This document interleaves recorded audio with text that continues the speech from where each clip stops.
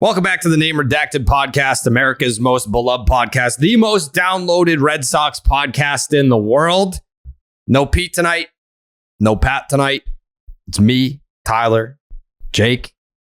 A series win that we have to discuss. I feel like I'm in a weird. I feel like I'm in like Red Sox purgatory right now, where like I don't feel anything at all. Like I don't feel happy. I don't feel sad.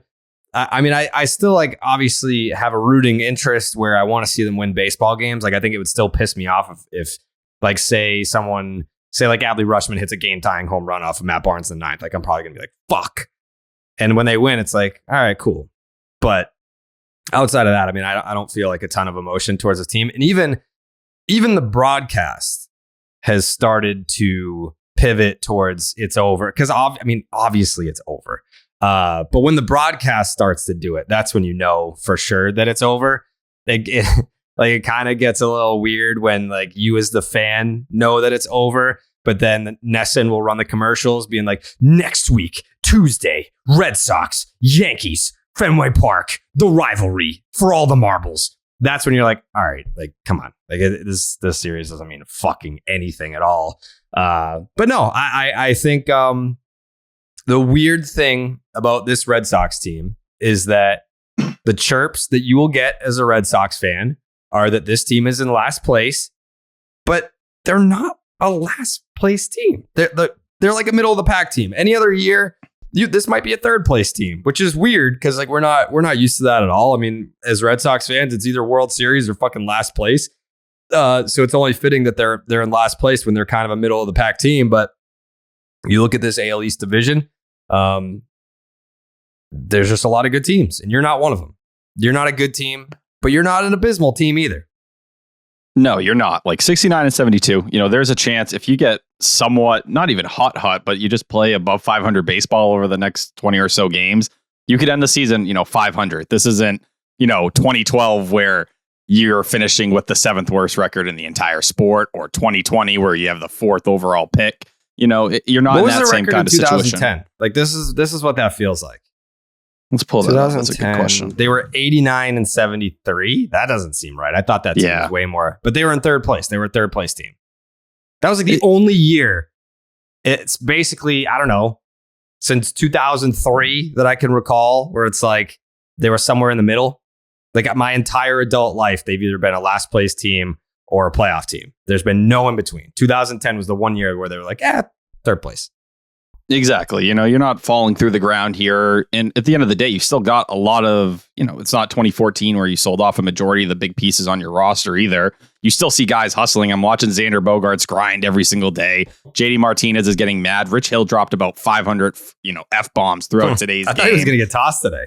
I honestly, I was for it. Because like at this point, like you said, the series win is fun. And, I'll take my W. I did take 2 out of 3 when we did our predictions last episode. So claps for me. But Tommy Pham playing hard. It's nice to see those things. It's just at this point in the year, what makes you feel something is something like Friday night, where Brian Bayo through the first 4 innings is dominating, hits a little bit of a wall in the 5th, but gets through. Obviously, we know what happened in the 6th. That's the stuff that gets you juiced. That's the stuff that gets you looking forward to 2023 and saying, all right, like I can see the direction. Series wins, whatever. They're not going to do much for us one way or the other. You can look at the playoff odds right now. We do have one website that has officially given up. Truly all the way down to 0%. ESPN? Nope. Fangraphs. Fucking nerds. Yes. Fangraphs is at true 0.0%. BREF is at less than 0.1 and 538's in the same spot as them. But that is the first person to completely throw in the towel. Non-believers. That's what I'm hearing. Yeah. They don't believe in us. I mean, we don't believe in us, but they're not allowed to not believe in us. That's fucked up. Like if there's still a path, there's still a mathematical chance, which there is. Don't tell me it's 0%. Fucking nerds. Do the math. Check your math again, because it's not 0. It's not definitively 0. They're not mathematically eliminated. So you can't say it's fucking 0. That's where my issue is. I understand. Listen, is there any hope? Fuck no. I would have told you 2 weeks ago. Fuck no. But for Fangraphs, like your bread is basically saying, like, we will give you the true percentage. We can give you the true crunch of the numbers. Yeah. There's a chance. There's a anything chance. Possible. Jake, is there a chance? 0.1 is not 0. It's not zero. It's not zero. Imagine like being the president of the United States and being like, there is a 0% chance that a meteor will strike the United States and wipe everyone out. And then it happens because there was a 0.1% chance. Everyone would be dead, so they can't really be mad at you. But I mean, that's tough. That's a tough look. You look like a fraud. And I'd say at this point, the best way to look at the Red Sox and probably Earth at the same time is, in terms of a meteor hitting Earth, that's about the same chances the Red Sox have as making the playoffs. But there's a chance. I'm going to Google it. What are the chances a meteor strikes Earth? The chance of such an object will hit us in any given year is roughly 1 in 300,000. That's like not crazy odds. Better odds than the Red Sox right now? Probably similar. 0.03333. That's higher than Fangraphs. That's higher than Fangraphs. 1 in 300,000. That seems like it's almost like likely. Like, think about the odds of winning the fucking lottery. People do that all the time.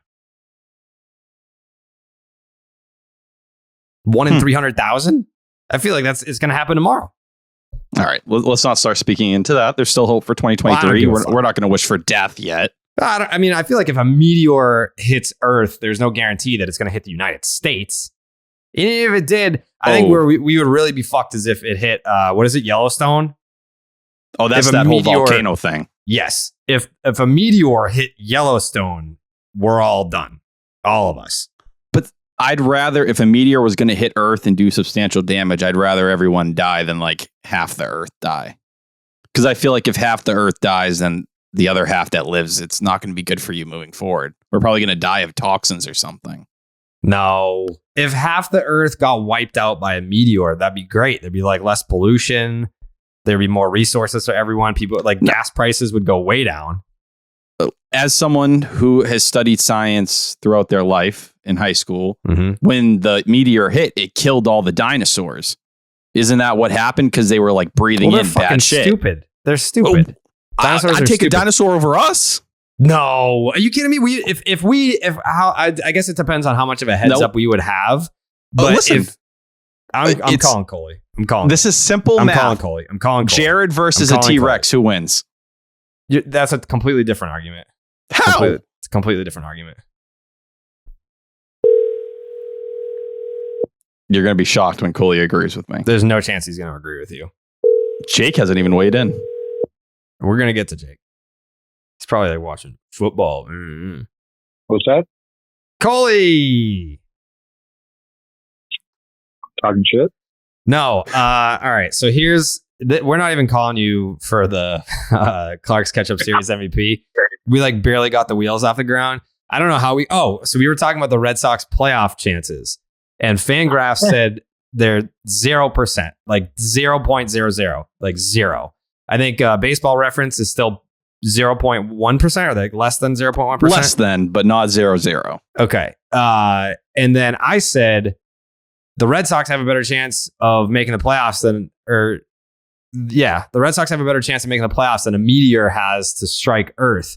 And then we looked that up, and it's 1 in 300,000, which doesn't seem like that crazy of odds, really. Like that, like you're way more likely to get hit by a meteor than you are to win the lottery, and people win the lottery all the time.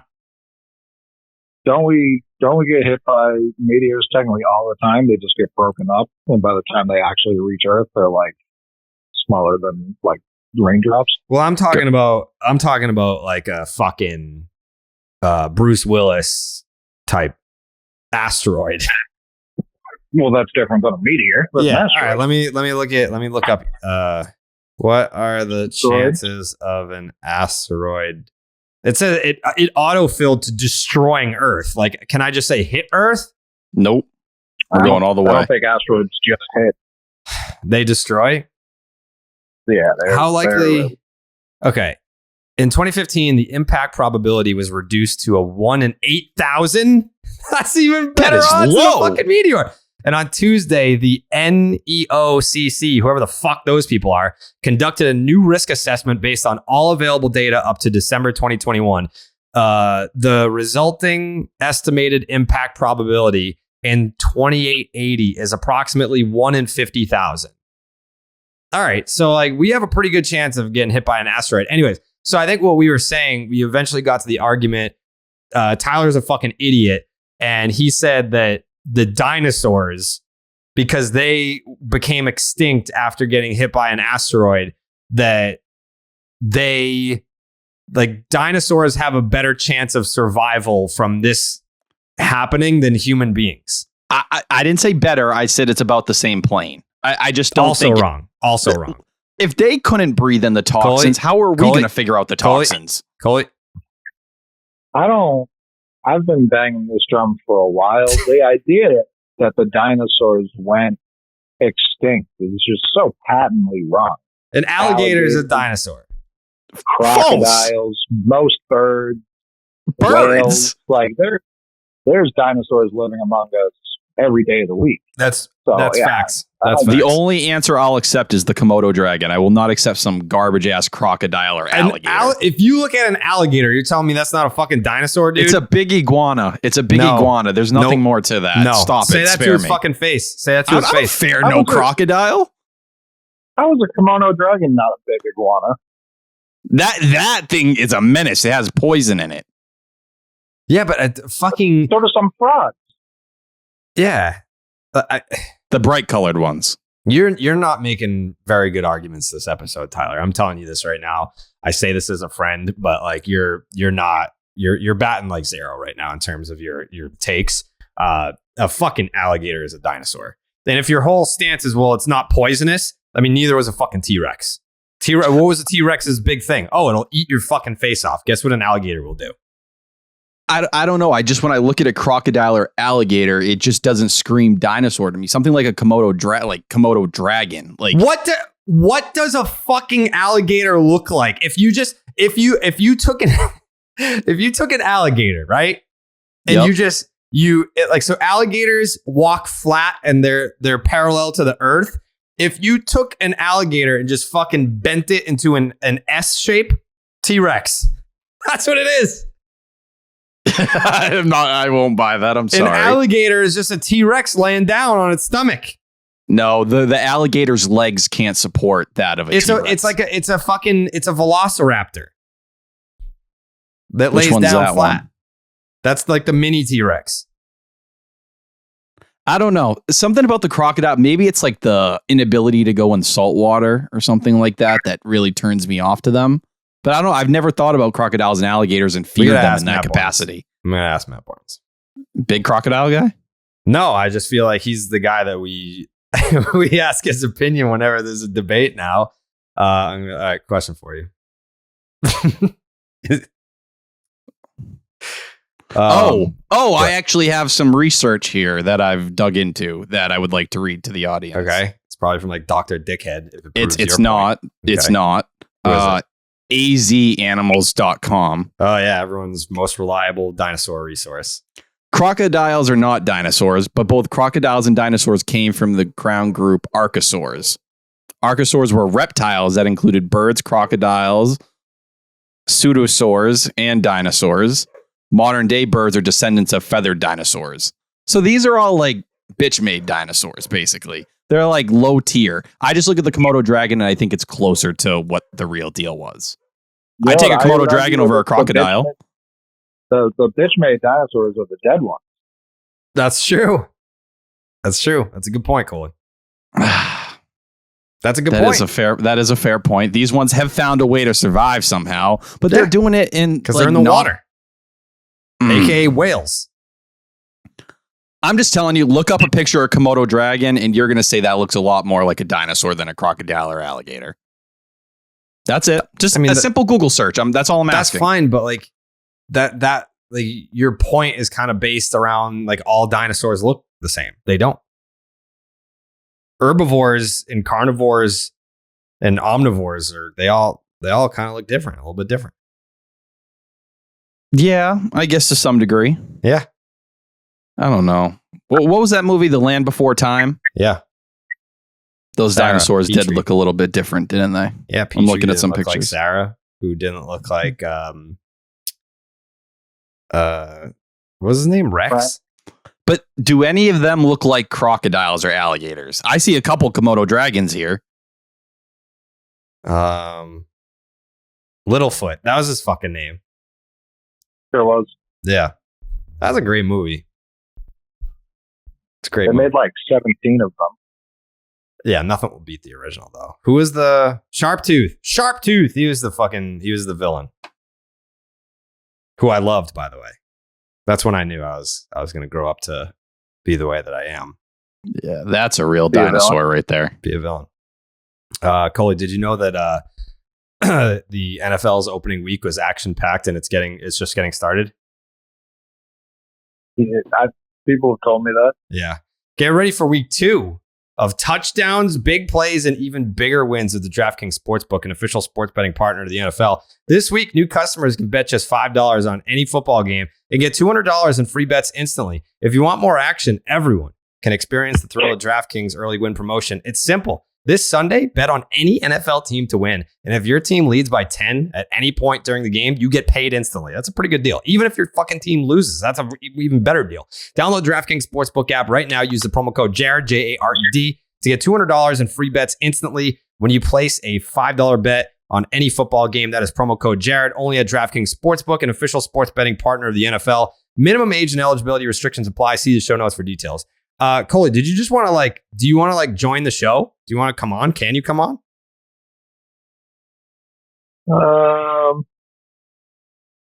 This is fine. This is fine. Where are you right now? Are you taking care of a baby? I'm always taking care of a baby, but right now I'm on my couch with my phone charging. So it's like I have to lean to talk into it. So Right. it's fine. All right. You're doing great. Yeah. You're doing a good job. We were actually going to do a little segment because the Red Sox season, as you know, there's a better chance of an asteroid hitting Earth than the Red Sox making the playoffs. So we were I've just been using the metaphor of the Ark and who I want to put on this Ark to take with me to the 2023 Red Sox baseball season. I've already informed Caleb Ort that he's not invited on the Ark. He's not It was invited. fun. So I think we were just going to go through the roster and pick and choose who's invited. Can I just add some All right. context to Caleb Ort being garbage, by the way? Sure. So he's thrown 21 and a third innings this season. He's put 41 runners on base over that stretch. So he is really everything else that's been trotted out in middle relief that just can't help but walk guys, hit guys, or give up a bunch of hits. He fits right in with the Ryan Braziers, the Hirokazu Sawamoras, the Austin Davises of the world. So thank you, Caleb. We appreciate you coming over in the Rule 5, obviously the minor league portion. You're no Garrett Whitlock. Keep it moving. I mean, Garrett Whitlock isn't even Garrett Whitlock right now. I guess. Yeah. No, he's not. By the way, not going fishing with Garrett Whitlock tomorrow. Oh, no. Yeah. Schedule conflict. Nothing health related? No. Good. No, I was told it was a schedule issue. All right, shall we begin? Let's do it. Abraham Almonte. Go home. That's where we begin. Well, I mean, I'm assuming this is in alphabetical order.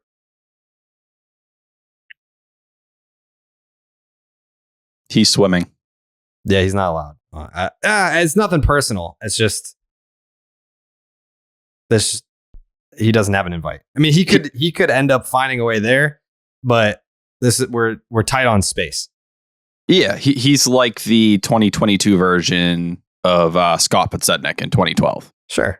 Thank you. We appreciate you coming here. Sure. Scott Podsednik was a better ball player in his prime, but otherwise, no. Let's have a couple nice moments, and you fill in when someone goes down. That's all. Also, we need. unfortunately, you're just a guy. That's it. You're a guy, but not like Christian Arroyo, he's a guy. Christian Arroyo, you are invited on the Ark. I feel like that's a universal yes. Easily. After what he's done, 2-run homer in this series as well, continuing to hit despite a utility role, and now getting comfortable at first base again, checks every box. Matt Barnes. He just texted me back. All right, that's so weird. It's a question for you. What was the question? Oh, would you consider? Do you think? How do I phrase the question? Do you think that alligators are dinosaurs that just are not extinct? What's closer to a dinosaur, Komodo or alligator? No. Fuck that. What did you say, Coley? I think what you said is fine.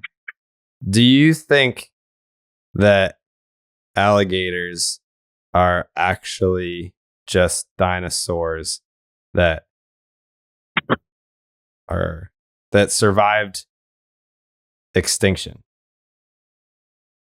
Have that dog in them. Yeah.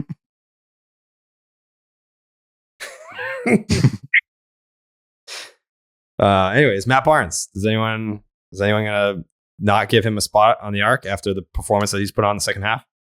Talking to you, Coley.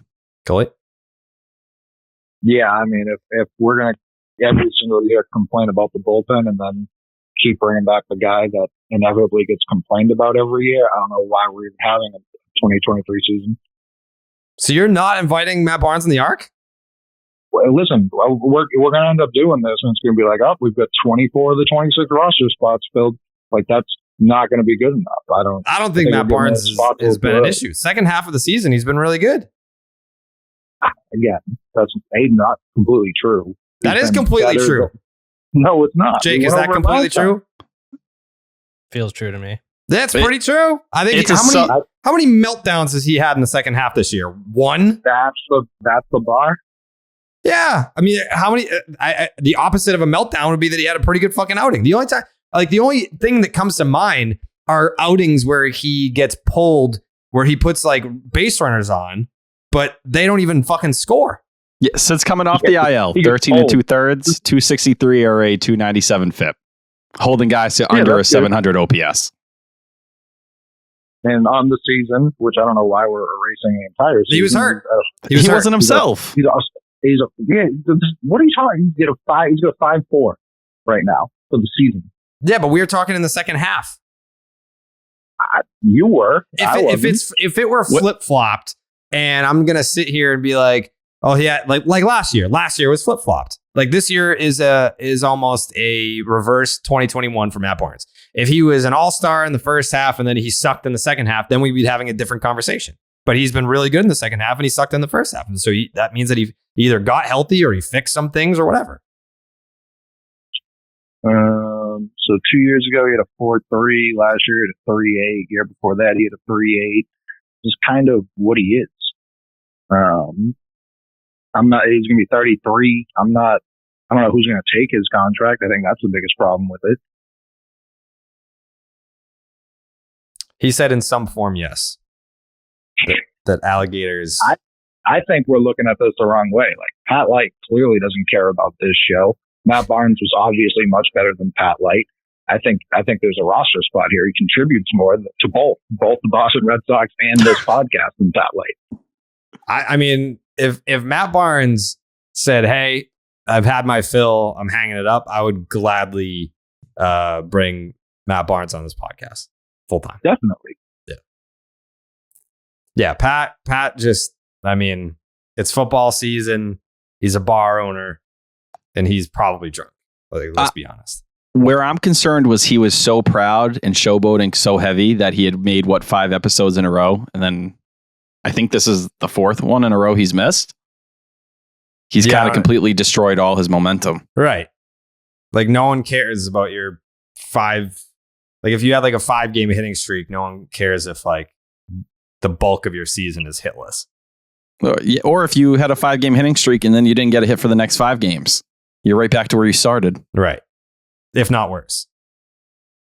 Please get help, Pat. Yeah, please. Jake, is Matt Barnes, does he have an open invite on your Ark? Yeah, Backpacks is for sure on it. 100%. I don't know what Coley's personal grudge is against Matt Barnes, but it's disgusting.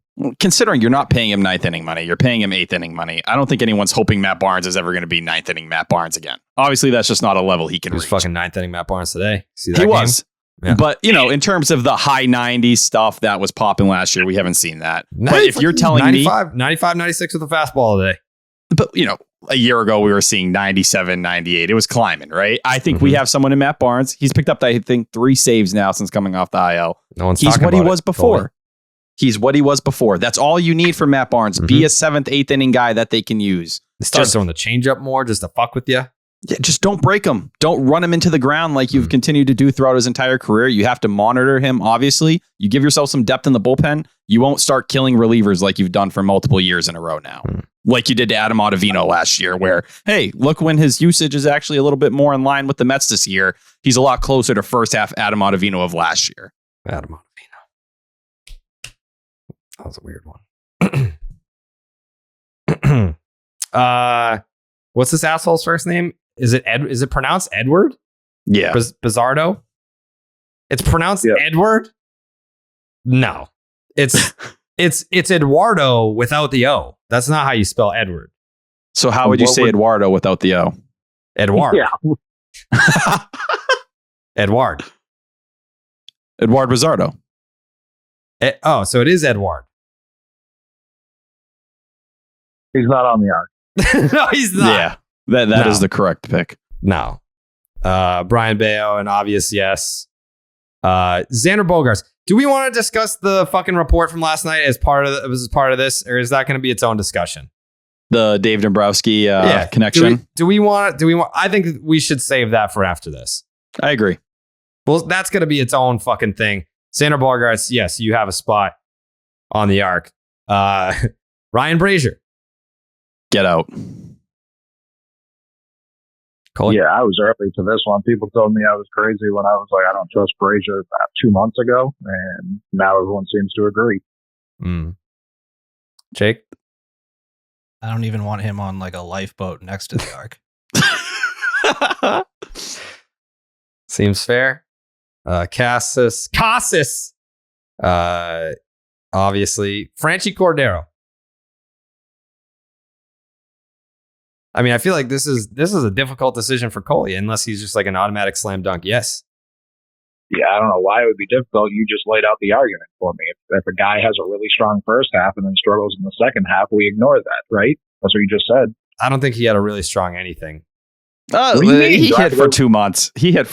Let's not ignore that. Do I have to go pull up the stat where he was basically in line with Mike Trout? When was this? May?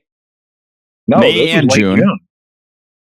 This was late June. He was like legitimately, in terms of like isolated power, like the top of the league. So yeah, I mean, I think Franchy's done. I don't understand. If this were, let me think, like a Cody Ross type, a guy who you could put at, I don't know, all 9 positions, and he doesn't even say a word. He throws his body on the line, almost breaks his leg. But he's not good at any of them. That's not true. What position is Franchy Cordero good at? I'm comfortable with him in the outfield. I'd like for him to have one outfield. He's literally in a hospital because he can't play the outfield. He's in a hospital because of that horrible outfield wall with no warning track. So I will fight that. If we recall the Houston collision when he attempted to catch that ball going into the wall, and instead of throwing his glove, just tackled the wall, just completely went right straight into it head first. I'm not like going to sit here and say it's an automatic slam dunk no that I would not invite Franchy on the arc. But it's probably the toughest call I so far. I mean, unless someone else comes up where I'm like, I don't know. Yeah, I mean, like there's definitely. Is there anyone more beloved on this arc by the other people being on the arc? That's not a bad point from Coley. Like Kike Hernandez, I think he interacted with your tweet, right, Jarren? Yeah. For a guy to step out and personally be like, this guy, like he is an amazing teammate. We know he's been responsible for the celebrations as well. I think you just got to play the game in your head, right? So let's project the bench. It's Christian Arroyo. Let's say it's one of, McGuire or Wong or whatever. Rob Refsnyder. Mm-hmm. We haven't got that far, but let's picture that world. You need one more guy to fill out that bench. Someone who can presumably give you a little help, maybe in the outfield as well, but at another position too. Let me ask you this, Jared. Mm-hmm. For some reason, It's the bottom of the ninth. Bases are loaded. Your batter just got stung by a bee in the eye. You can no longer bat. Mm-hmm. You have two guys on the bench. Mm-hmm. You have Bob. You've got Franchy. Oh, Tell me genuinely who you feel better grabbing a bat and coming to the dish. Genuinely. Is the pitcher how. is the pitcher right-handed or left-handed? They're going to change the pitcher for whatever. They're going to bring in a righty for a lefty for a righty. Doesn't the pitcher have to announce first? This bee is making demands after he stung the batter in the eye. So both will all be right. 28 next season as well. These are our two fastest guys, too, by the way, which we may need to get fixed. That's a way more difficult question than I think I thought it would be going in. It really depends on the day. Like, I don't think it's like an ability thing. I don't think it's a mental makeup thing. I think it truly depends on the day. Because like they're both really hard contact guys. So like that would be if you're talking about two dudes who strike out a ton, which they both do, then you would pick the guy where it's like, I want the guy that hits the ball the hardest, because even if it's like at someone, there's a chance it might kill him, so he could still get on base. I guess who hits the ball harder is now the question, and that's Franchy. Right. Like, the odds of either one of them putting the ball in play are super low. But if someone gets the bat on it, I think Bob has the higher home run potential, but I think Franchy has the higher hit potential. So I'd pick Franchy. Yeah. And I think that's genuinely what it's going to come down to in terms of roster construction. Like, I think that's like an actual debate Hunt's going to have internally. And I think Franchy also has the higher potential to walk. For sure. Bob's Neither up of there them hacking walk. at whatever the fuck is thrown his way. Absolutely neither of them are going to end up walking in this situation. But yeah, I guess the potential does exist more for Franchy. Definitely. Yeah, Franchy's the answer. So yes, Franchy's on the arc. Cutter Crawford. Cutter Crawford started off pretty damn good. Like, oh shit. Like, did the Red Sox, like, is this a guy? Now I'm not going to say he's not a guy. I just don't know if he's a guy. I think based on what he was able to do in the rotation, obviously he got hit up a little bit before he ended up going on the IL with this shoulder impingement. But for him to go from where he was at the beginning of the year, getting absolutely smashed out of the bullpen, to being a serviceable starter, better than a serviceable starter for almost a 2-month span, I think he's earned enough to be on the roster. Am I considering him for a rotation spot? Hell no. But would I hate if he's one of your longer guys out of the bullpen to give you something like 2 innings? I think he fits that role pretty well. Yeah, sure. I'll let him on. Coley? I'm playing the game where we kind of just played, like, do I trust him or Winkowski more? And I trust him more. way Same more. here, easily. Yeah. So yeah, I'm giving you two answers there. Yeah. Bob. I think if we already took Franchy, then Bob needs to be shipped out to another boat to ride on. Is there an affiliated smaller arc behind us? Like a little tugboat? Yeah. You want to make him tugboat Bob? Yeah. How many people are allowed on this tugboat? 3. Okay. Because I think there's someone else that I'm probably going to put on the tugboat then, if it's only allowed 3. Is it Barnes? No. Barnes is very much on the arc. Yeah, Tugboat Bob. Tugboat Bob. It works. Yeah, I think it's kind of like we don't want to leave you behind, but if you're on the tugboat, then there's a chance that you can get on the arc, or you're still coming with us. It's just a small tugboat. Yeah. Okay. I mean, I think he's just right now is in a fucking terrible spot. Like you've got, we'll get to Eric Hosmer in a little bit, but you get to Eric Hosmer and Franchy and now Casas. Where does Bob fit here? So I mean, I don't even think it's like a, do you want him or not? I don't think that he's going to be on the dock when we're loading up the Ark. I think Dalbec just needs every day at bat somewhere, and I just don't think it's here. I think that's it. Do I think he's going to be some spectacular ball player? No, but I think he can be a second division regular. You know what I mean? Does he have something like a Travis Shaw season in him? I bet he does, where it can kind of all click for 1 year like it did for 2 months last year. But, he's got back down to AAA. He's hitting 353 down there. So like it clicked once he got there in 5 games. He just needs to play every day. And the K rate's down to 15%, which we all know in the big leagues, he K's at a ridiculous 33% rate this past year. So like you get him down to AAA, he can mash. Just send him somewhere like Oakland where, there's not a million eyes. He's not getting absolutely killed by the media. And some team will let him take his bumps and bruises as he develops into a, fringy major league player that will have a good year here and then probably a really down year the next year. I could see him in Philly. That's what they need. That's what they get it done. They need another guy like that. Yeah. Yeah. Dipshit Danish, no chance. Fuck out. No chance. Jalen Davis. I mean, nothing against them, but I don't know. I mean, I feel like that's not someone like he definitely has to come. I'll throw him in the same category as Abraham Almonte. Yeah. Like you're just a guy. Rafael Devers, Jeter Downs.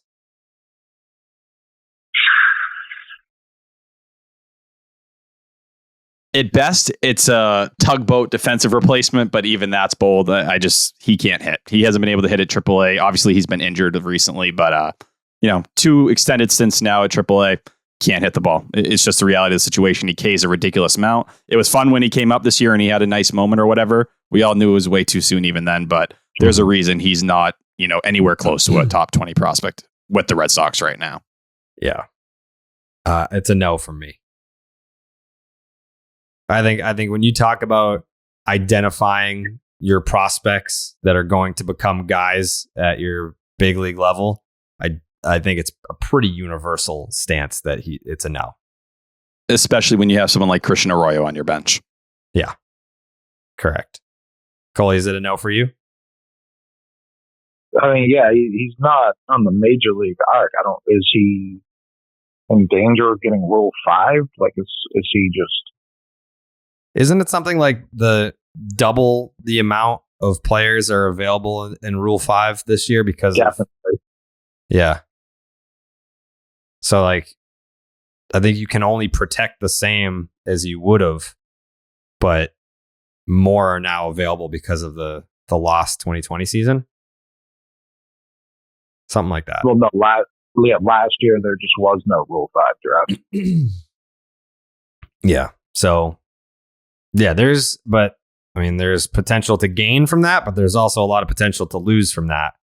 So that's why it's just everyone was talking about Jay Groom in that trade. It's like, who gives a fuck? Like he wasn't going to get protected anyway, and the Red Sox were going to probably lose him in the Rule 5, so why not get something for him? Right. Like you're talking, he's played 180 games at AAA and he's hit 193. I think you can argue with the Red Sox and how they handled him. Did they go about it the wrong way? Probably. I think it was an aggressive assignment putting him at AAA. I think as a whole, the Red Sox made some issues with the ATS in 2020 and overvaluing it. But this is what it is. He just can't catch up. He strikes out way too much. And basically everything that you feared when they traded for Jeter Downs, he became. He improved defensively. It's probably really the only reason he's still sticking around. Because he can actually play shortstop at probably a slightly above average level. Yeah. Yeah. But when he came here, he was supposed to be the most, easy to project second base prospect. He was supposed to be the simplest, least worried kind of guy you had to follow. Just didn't happen. And he's 24. So like, it's not like we're not talking about like 24 is getting a little old to be a prospect. Jarren Duran. Nope. Not so. So that was who I had in mind when I said someone else for the tugboat. Fuck no. You don't even want him on the tugboat. No. What's he good at? Baseball wise, what's he good at? Speed. It's not like a baseball skill. I mean, he can hit AAA pitch. What Tyler? What have been his numbers since he got sent down this most recent time? They've actually been pretty good. I know he's hit 2 home runs. I'm pulling him up right now. Yeah, I think, since he got down there. But the issue with Jarren Duran is, the speed is legit. We all know it is, but can he get on base enough to justify it? You know what I mean? And I think that's where the problem lies. He just hasn't shown he can get on base enough since getting to the big leagues. Not even the getting on base thing. He can't use his speed to play defense. That's actually a good point. That's the other half of it. I would be more inclined to keep him around if we put him back at second, because he's as bad an outfielder as that. Like, who is that? Hanley, Yoenis Cespedes. I don't know who else has been remotely that bad. It's those three. And the other thing, No, I just mean Red Sox. I just mean, like, I would have trusted Ortiz in center more than. But like, that's the thing with Coley there. Like, the defense, unfortunately, the Red Sox told you how much they value center field defense when they went and gave Kike Hernandez $10 million and got it taken care of. Now, well, guess what? There's a guy who, if you go read Alex Spear's column, and I know Coley, you must have probably been getting off on this more than anyone. Rafaela, the Red Sox evaluations on him as a prospect, as an outfielder, some of their evaluations have him as the number 2 defensive outfielder in all of professional baseball. Number 2, all of pro ball. We're talking big leagues and minor leagues. What? It was crazy. I posted the whole little quote on Twitter the other day. How old is he? Rafaela at this point, 20? No, I think let's see. He is coming up 21 this year. Yeah. Damn. I mean, we could see him next year. Yeah, he should start next year, probably in AAA if things go well. Maybe he gets a little taste of, they keep him at AA to see if he dominates, but he's put up a 2020 season overall with, a majority of his games being up there at this point. You're talking about someone next year who, hey, if things go wrong, you can go plug someone who's already a Gold Glove caliber center fielder out there to go do the job and can play shortstop at an above average level as well. You're going to take that over Jarren Duran, who can't do anything. And at the same time, Bob and Duran, not to be Frazier and Andujar, but those are the guys I'm hoping someone else is I'll give them one last shot and you can include them to finish off a package for someone. I mean, someone would want him for sure. I don't think he's one of those guys that has zero value. Just how many people want a 26-year-old prospect that has 2 failed stints in the big leagues? I mean, someone that looks at the offensive numbers and sees some upside there. It's just, or what maybe is that someone worth, that has right? the if you want to put him back at second base, it's he stinks in the outfield, but he's got speed, and we've seen the hit tool at least at the AAA level. I mean, if he became a Dodger, he's a fucking all-star. I can't imagine why the Dodgers don't even know who's an alive human being. They might. No. I'm putting Duran on my tugboat with Bob. If you don't trade him, I'll keep him on the tugboat, but Rafaela will be kicking him off very soon. And I was going to say, if we can put minor league guys on the tugboat, that have no major league experience, he's got less. He already has no shot in my eyes. He's got less now. Yeah, that's true. He's drowning. He's swimming. We're letting him swim alongside the boat. Nathan Eovaldi. Yep. What if it costs you 3 years? Done. At what price? 17 per. Done. I think it depends on the makeup of your rotation. I think if you're depends on what you're doing with Garrett Whitlock, but if your rotation is something like Chris Sale, Nate Eovaldi, Whitlock, Bayo, Pivetta, I'm nervous. There's a lot of question marks in there for me personally. Way too many. Eovaldi's not one of them. I think the first guy you said the question mark. Yeah, in my opinion, Eovaldi's a question mark at this point. He has one healthy season. Last year made everyone blind to the fact that Eovaldi has been and will always be a question mark. That's not it's not like a cheap shot. That's just the reality. numbers are what they are. Like, yeah, like it is what it is. Like you got lucky with Eovaldi making as many starts as he did last year for you. And that's why he's trying to rush back. Who's been better since 18? Eovaldi or Cristo? Eovaldi. Okay, so what are we talking about? I'm not putting Eovaldi in the same class of question mark as Chris Sale. It sounds like you are. No, but at the same time, you have Sale here. He's under contract for this year. If you're telling me you're going to commit 3 years to Eovaldi, who I don't listen, there's a big difference in those question marks, but still another question mark when you probably should go out and get something that's a little more dependable. I think that's the argument there. Yeah. You know, like you're going to be paying for Eovaldi at 33, 34, and 35. Yeah, those aren't big numbers to me. Eovaldi seems older in my mind, but I have a hard time. Like I have zero regret in my heart from the last Eovaldi contract. He's been thrust into being our ace when that was never his role. That was never supposed to be the plan. No. Yeah. I just think I agree, but he stepped up into it. He's never complained. He has velocity dipped a little this year. I don't know why Matt Barnes gets all these excuses, but Nate Eovaldi doesn't. That's crazy to me. Well, let's be real. You look at Nate Eovaldi, 2019, that's a failed year. 67 innings with a 5.99 ERA. 2020, good, 3.72 ERA. He did his job. Still spent an IL stint that year. Last year, we know what he did. He was a Cy Young contender. This year, it's 99 innings with a 4.15 ERA. You got good years. You got one great year, one good year, and 2 bad years. We're calling this year a bad year? Yeah, he's been hurt. He's only made 18 starts. That's a bad year. This is a great year for Matt Barnes, bad year for Nate Eovaldi. Who called this a great year for Matt Barnes? I never said it was a great year for Matt Barnes. He's bounced back. Him an all-star in the second half. You called him an all-star in the second half. No, I didn't. I never said that. I said he was an all-star in the first half of last year. And then you said his second half of this year is the same. That's what you compared it to. No. That's exactly what happened. I said it was a flip-flop of last year's, and it was a good second half and a bad first half. A flip-flop of last year, which was a first half all-star year. That's too literal. That's too literal. If I told you coming into this year, Nate Eovaldi made 18 starts with a 4.15 ERA, you'd tell me it was a bad year from Nate Eovaldi. I'd say I was underwhelmed. But all I'm doing is basing it off what I've been told is good years for pitchers on this podcast. That's all I was reacting to. No, well, we're talking Matt Barnes, who's already under contract for next year. Am I going to just toss him to the side when he can be a fine 7th or 8th inning guy? Sure. Am I going to go give a multi-year deal to Nate Eovaldi, who can't stay healthy, has a velocity drop this year? No, there's a big difference in that conversation.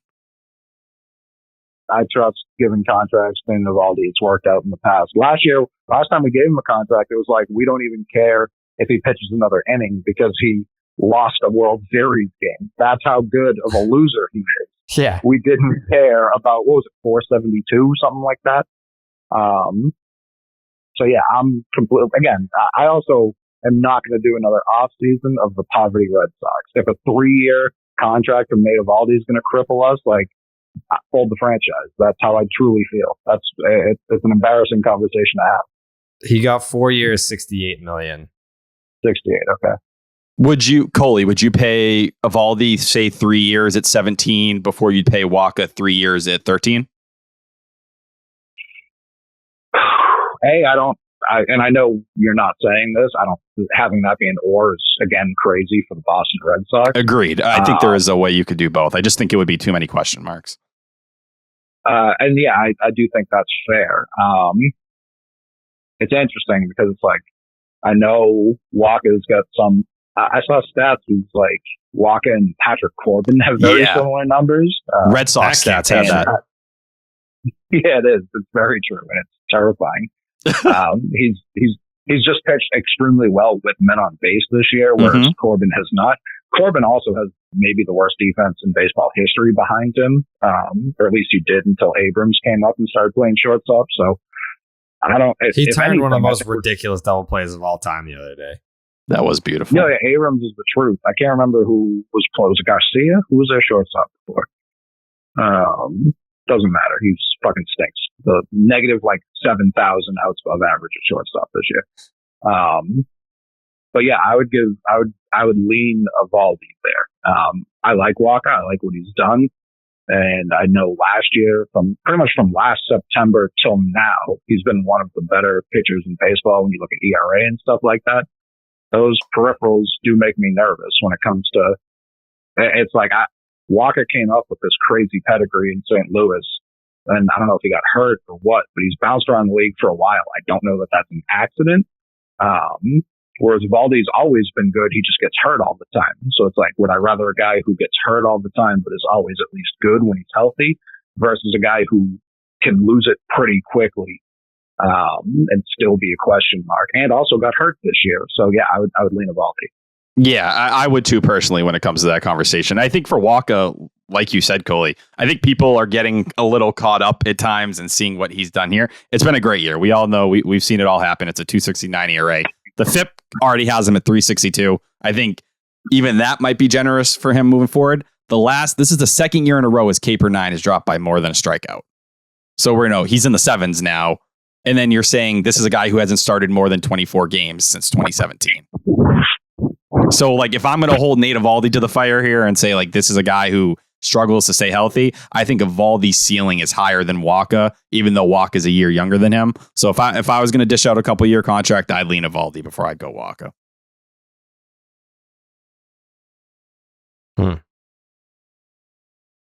But at the end of the day, I think what the Red Sox need is a true innings eater, someone they can plug in at the top of the rotation and feel confident they're going to get 30 starts out of them. And I don't think Michael Walker or Nate Eovaldi is that guy. No, I mean, in a perfect world, Eovaldi's your number 4. We're just a long ways away from that being the reality. Yeah, I could accept Eovaldi as your 3 next year and still feel like pretty good about it overall, especially if you're doing something like... I would feel great about that if Eovaldi is your number 3.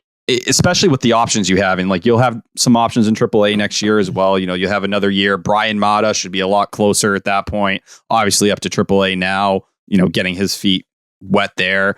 Brandon Walter at that point, hopefully everything with his back figures itself out. And then, Josh Winkowski is Josh Winkowski, but he's another option, I guess. Who knows? Maybe he figures out something over the offseason. He's not. I agree. Yeah, I agree. But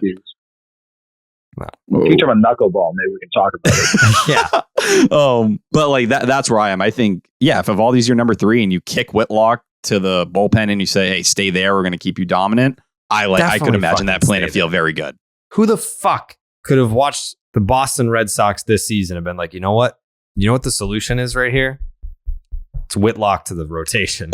Okay. See, what upsets me? I tweeted this out the other day, and like, people were friggin' jumping off bridges. Like, I was in shock. Like, the idea of Garrett Whitlock being in the rotation is so foreign and crazy at this point. I think there's a terrible idea? I think there's a fair argument to that, especially considering he can't walk 2 straight these days. He walks like an old man around the clubhouse, they say. Still don't know why he's pitching this year if he's walking like that, but that's a whole nother situation. I think when it comes to Whitlock, the Red Sox have told you what they think of Garrett Whitlock. They want him to be in the rotation moving forward. I can't. Not what you want, Jared. Not what you want, what you think the Red Sox will do. I'm just saying, I have to think that the Red Sox were like, let's try it out. They tried it out. It didn't work. Why would you do it again? Because think about like the first 2 months of this season and how much different the entire year would have felt if you had just kept Whitlock in the bullpen the entire time. Like, how many more games would you have won? 10? 15? Which is so frustrating because that was their plan. Like, the reason everything made sense to some degree in the bullpen was if Chris Sale never goes down before spring training, it's Tanner Houck's in the back of that bullpen. It's Garrett Whitlock in the back of that bullpen. When Sale went down and you pulled Houck out, everything went out of whack. And then Whitlock gets pulled in because of Houck and the vaccination status. That was the whole kind of downfall of you. I think if you're able to keep everyone in that bullpen, at least, are they great? Probably not, but they're steady enough. You're still going to have the same issues with Matt Barnes or whatever it may be. But I don't know. I think with Whitlock acting like it was a disaster. No, it was a 4.15 ERA at 3.61 FIP. It was a 3.61 FIP. And at the time, Whitlock wasn't healthy those last couple starts. That's the reality of the situation. He was limping around. Still, like, if you just look beyond like what the ERA was and how many games the Red Sox won or whatever, like he just wasn't as dominant. Like that's a fail. No. Like if you take a wipeout fucking slider and cut the strikeout rate in half, like what the fuck's the point? Like you can have a dominant reliever or a pedestrian / mediocre starter. You can get a mediocre starter anywhere. All right, Jared, would you take Garrett Whitlock if he turned into Eduardo Rodriguez, or would you rather have him as a relief option? A dominant reliever. I'm just asking. Way more valuable to me as a dominant reliever because we saw like how important that was. It was how glaring it was to not have him in the bullpen versus like they lost just about every game he fucking started. I would love to see, and I used to know the number at the time, what the Red Sox record was in Garrett Whitlock starts this year. I think they won maybe one game. Yeah, and I think that's the question. Like, you can go back to moments. Everyone remembers the Angels start where, dude, we were watching that before. Who would he give up the home run? I can't even remember who it was fucking to. Max Stassi. Yep, that's who it was. Right into the monster. And he dominated that. Like, what we saw the first couple innings was ridiculous. Am I curious? Do I still think Garrett Whitlock could be a good mid-rotation starter? I do. It's just based on roster construction and where you're at. I think the right move for you is to keep him in the bullpen going into next year, but I don't think the Red Sox are going to do that. And I think their contract to him proves that. And I think the fact that they were willing to jeopardize their season and cling on to it for as long as they did to try and basically make themselves look right or somewhat right, that's where it stands. Because the analytic model will tell you they will take the more innings from the starter than the dominant reliever. I'm not saying I agree with that, but that's the analytical mindset. All this talk about Garrett Whitlock to the rotation makes me need to take some CBD MD. I'll tell you that right now. I just need to chill out. Gets my blood boiling. It's a very dumb idea, and I hope that we never see it again. not that bullpen Whitlock has been outstanding recently either. I think we stopped using the word cheat code with Garrett Whitlock, but that's not to say that he won't come back to that. Maybe he's hurt. Sounds like he is. So maybe definitely is. An off season of recovery could do him some good. But I will say this. CBD-MD, they are the leaders in hemp-based CBD and Delta-9 THC products. These guys have everything you could possibly need to just straight up feel better. And their latest breakthrough is Delta-9 THC. These sneaky innovators found a way to get these Delta-9 THC products shipped directly to your door. Directly to your door. Which is great and super convenient. Now some restrictions may apply because of course they do. So check your local laws before purchasing. But I'm telling you, this stuff is the real deal.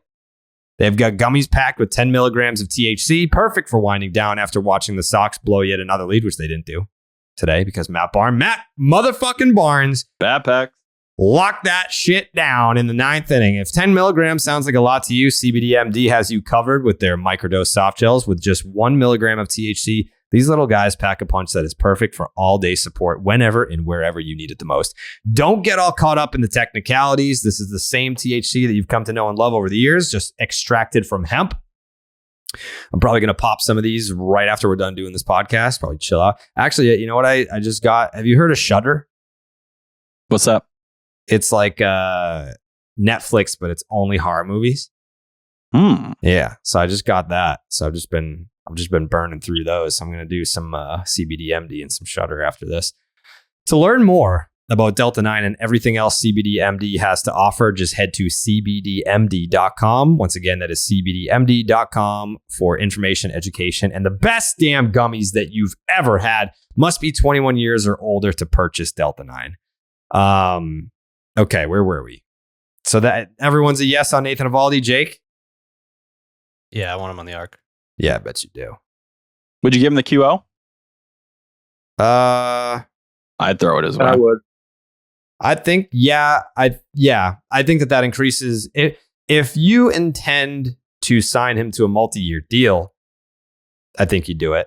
I don't think that if you give him the qualifying offer, I don't think the plan should be to bring him back on a 1-year deal. He's like the 3rd best pitcher available. Yeah, that's what I'm saying. Like, I wouldn't bring him back on a 1-year deal. I would be like, all right, we're going to make you less enticing to other teams and more. And if he said, I want to be here, and the Red Sox want him here, I think they make him a qualifying offer. and you figure out a way to what's the AAV for a 3-year deal. I think they get that done. And I think the other thing is his role in that dugout and on that staff. All I've heard about Brian Bayo and like his progress has been connected to Eovaldi, like working with him in between starts and kind of talking things through. There hasn't really been that guy around. I'm not betting on Chris Sale to be that guy either. Who knows what could happen with him next year? You need someone who can be a veteran voice in that kind of situation. And if you are keeping Whitlock back, you can still go get another top tier arm and really make a rotation that can compete with what's else is in the AL East at the moment. Mm-hmm. Juris Familia, that's a no across the board. Shouldn't be here today.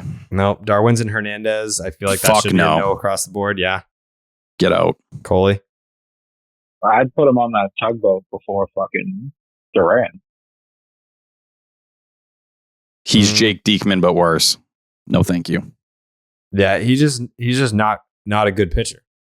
Like, I'm not going to say that he doesn't have like velocity and he's got giddy up on the fastball, but who gives a shit when you have no idea where it's going?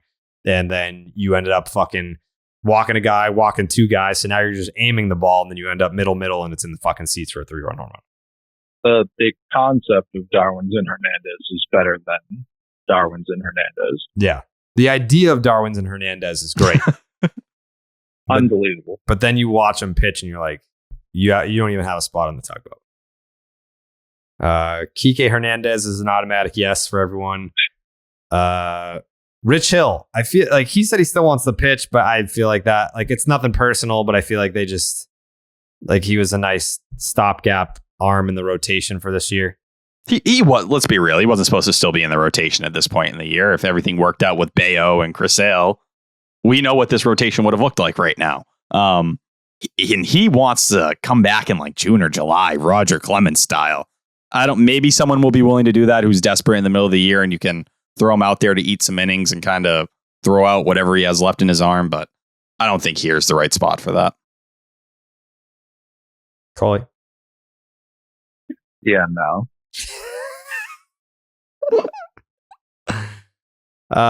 Okay. Eric Hosmer. Yes. I think he's a great mentor for Casas as alumni from the same high school, first baseman, lefties. Hosmer's Reverse been splits. there, done that. Yeah, like Eric Hosmer definitely has a spot on the arc for me. I like Hosmer. If am I saying you're going to get rid of him if you can't figure out a deal for him? No. I'd still take him. It's just, can he really make sense for you in a bench role? I think there's better ways to go about that. Is he going to get a lot of at bats at DH? Would that kind of be the idea there? I think probably going into next year, the best value, you can trade a guy on the minimum who's still, a league average to slightly above average league first baseman. I think that has more value on the market than it does to the Red Sox at this point. Yeah. And that's probably like ultimately how this ends is you bring him back for next year. You get him in the mix as much as you can. And I mean, I don't even know, like, what's his injury right now? It's a back injury. He's having a disc problem. And the thing that came out today from the Globe was that it seems he's completely stopped baseball activities. He's probably not going to be back this year. It's very low percentage. Yeah. And it kind of felt that way anyway. Like, it almost felt like, yeah, do you want the rest of the year off? Like, it's cool with us. I mean, you can mentor, like, they're basically paying him to like mentor Tristan Casas. I don't know. I have a hard time picturing. I think the way the Red Sox want to use the DH next year is funneling everyone through it. I think in a perfect world, Devers will get time there to help keep him healthy. Trevor Story, it'll be a way for Christian Arroyo to get at bats, and you can kind of filter through. I think they're disgusted with partially, no offense to JD, but he can't play the outfield at this point. He really restricts you on this roster. Any outfield this year. And listen, him crying about it the other day, saying that's one of the reasons for him struggling, spare me. He said that? Yes, he legit complained about, he was like, I can't get my rhythm. Stop it, JD. The fact that you can't catch up to a fastball anymore, that's nobody's problem but your own. The fact that your power is gone is nobody's fault besides your own. The fact that you thought you could go play outfield where you'd get hurt, he's got hurt playing out there the last couple of years, and they've been scared ever since. I mean, he got hurt running out to the outfield. Yeah, tripping over second base. He has back spasms just walking to the plate. And they're only making the bases bigger. So, like, he's got more landmines out there that he's just waiting to trip on. Yeah. I think it was with Bradfo, by the way. Did you say it? I think it was Bradford. Wow. That's surprising because his numbers last year were glaringly better as a DH versus when he played in the outfield. Like two different players. Like, he was terrible. Like, he just didn't hit when he played in the field. Yeah, JD Martinez in the outfield. Yeah, JD Martinez in the outfield last year is JD Martinez this year. Yeah, he had like a 6-something OPS as an outfielder and a 9-something OPS as a DH. Wild take. That's crazy. That's a Scott Boras message you're sending out there to hope someone stupid falls for it. Yeah. And by the way, that's not the last time that you'll hear that name on this podcast tonight. Scott Boras, that was seemingly around the Red Sox on Friday, correct? Okay. Hosmer, that's a yes. Tanner Houck, that's an obvious yes from everybody. Yep. Zach Kelly, that's whoa. Are you balking at the idea of putting Tanner Houck on the Ark, Coley? As an obvious yes? Yeah. What the Xander, Rafaela Devers. These are Trevor Story. These are obvious yeses.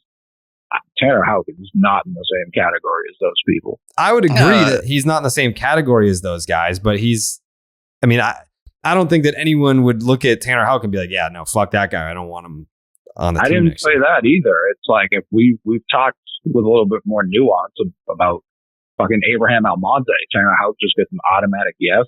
The guy who truly is not a team player, like just isn't. Like that's when did the season go poorly? When him and Duran didn't go to Toronto. That's when it went down. That's exactly when the season turned. That is I don't know that that's kind of true. And even removing that part from the equation because that won't be a thing forever. That is also like a narrative. Not like automatic. Like, yes, what you're saying is right.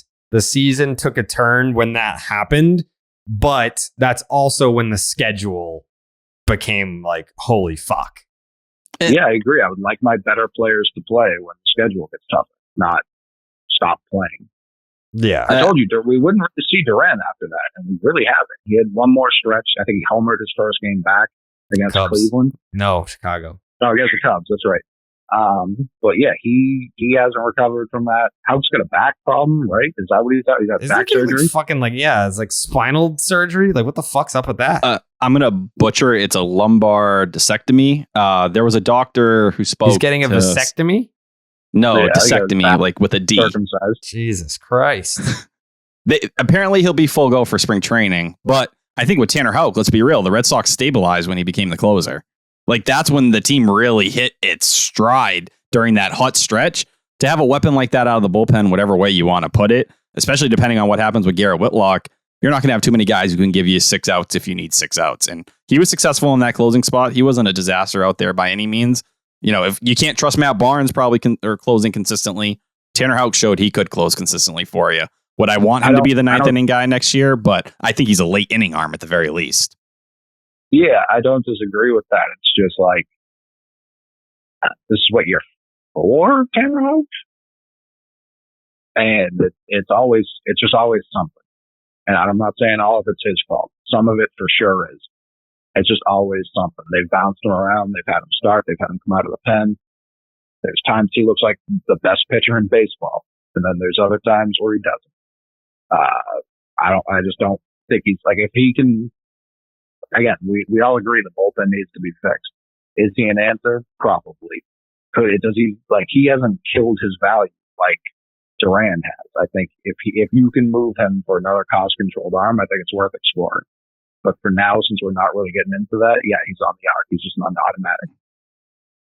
Damn. Yeah, it's crazy. You look, his first 146 innings in the big leagues, it's a 3.02 ERA, 2.95 FIP. I did not expect to have this conversation about Tanner Houck. I thought that was a pretty easy one. He will be in the bullpen moving forward. I think if anything, this injury tells you the Red Sox didn't believe him as in a star or believe in him being a starter last year, trying to push him through saying, hey, 2 times through the lineup and we can't do anymore. Now, after succeeding in the bullpen, so I think that's where he'll sit.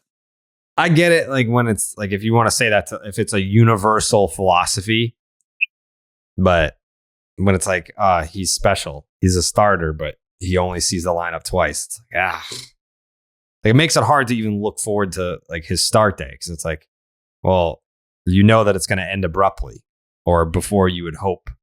Like there's no like hope for 7 innings today. Just think in your head how they're willing to push Brian Bayo like they did on Friday. Houck never got that luxury one time ever. No. He said, no way in fucking Didn't they hell. fucking pull him with a no-hitter? I mean, granted, that was what? That was that series in DC where they had to like basically win every single game to get into the playoffs, but whatever. I don't fucking care. Zach Kelly. Yeah, why not? That's like a why not? He's honestly, I've been pretty impressed since he came up and kind of did his thing. 5 of his 6 outings have been scoreless. At least 1 strikeout in 5 of those 6 outings, and he's only walked a guy in 2 out of 6. That's what I'm looking for. You don't put a lot of guys on. You're missing bats. Sure, come pitch the 6th and 7th inning, or 6th and 7th is maybe pushing a little bit if he can earn that trust. But mid relief, perfect.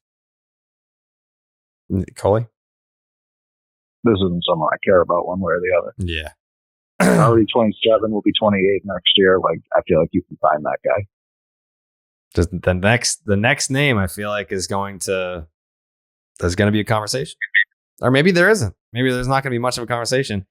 That is Julio Daniel Martinez. I think it's one of those things where if this were like a television show and we had a cast of characters here and we are actually building the arc. And there was a guy, not to say that he's like old and breaking down and decrepit, but for the character and storyline's sake, I think JD would be the character of just like, he's the old man in the village. And it's like, well, do we take him? We gotta take up a spot. Like he's probably going to die of old age anyway. Like he's probably not going to make it. Like if we could take someone else and use that spot. Once we leave the dock, we can't go back and bring someone else. We only have so many spots. He's probably going to die on the way over there. So why waste the spot? That's kind of how this feels with JD. Like why give him a spot on the arc knowing that the Red Sox probably have, I don't want to say no interest, but very little interest in bringing him back next year.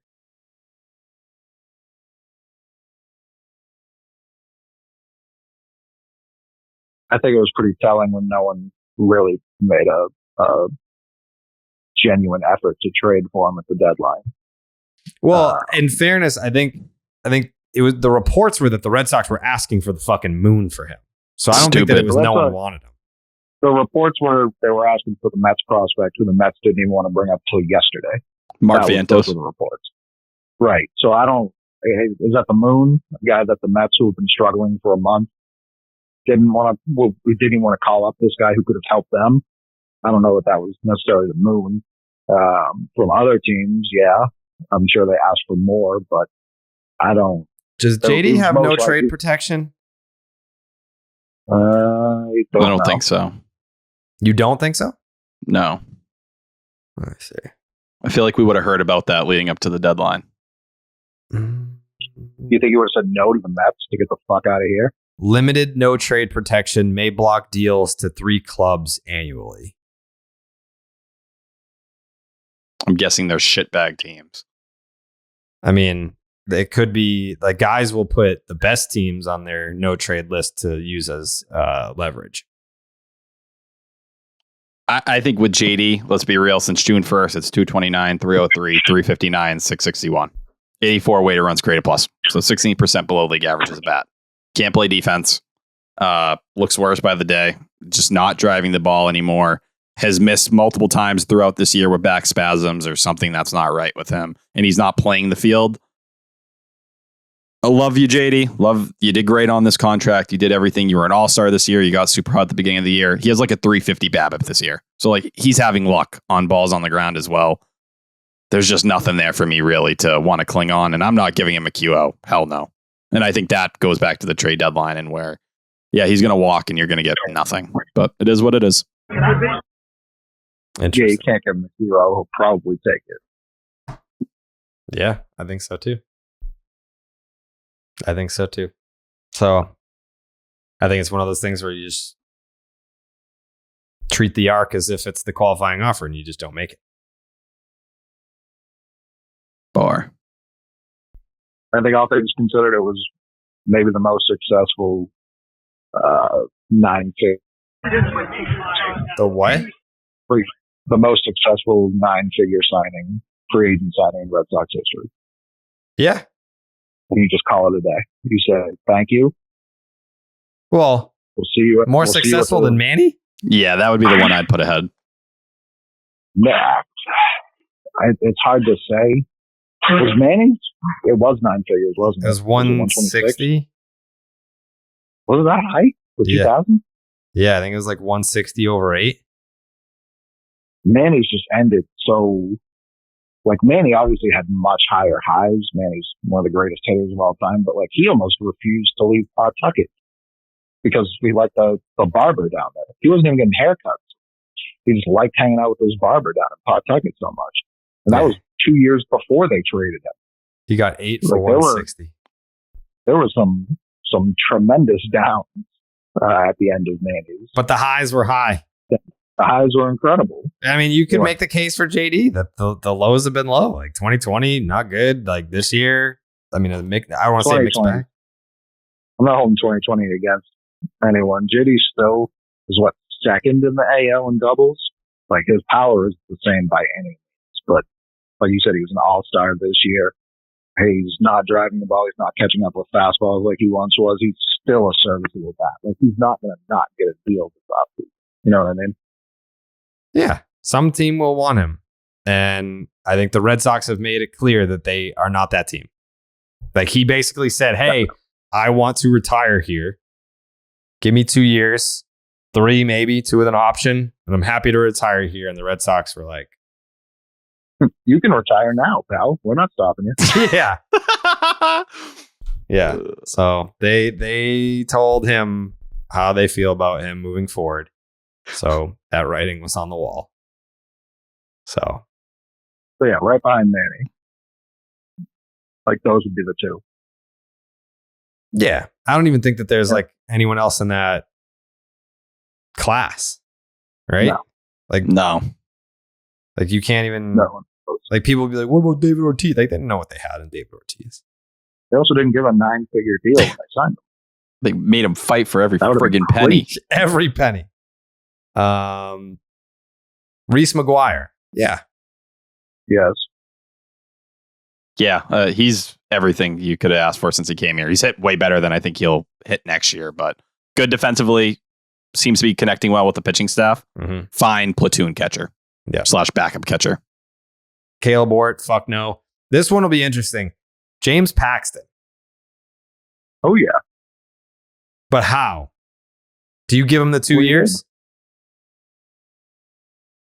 Why not? That's his contract. Is if you pick up his option, you have to pick up both years. Right. Yeah, I'm okay with that. We already paid him 1 year. I'd like to get something out of it. You want him to just rehab here for another team? That would be he'd probably just go back to the Yankees. That would probably be what happened. So you paid him $6 million this year to rehab. He has a $4 million player option. Or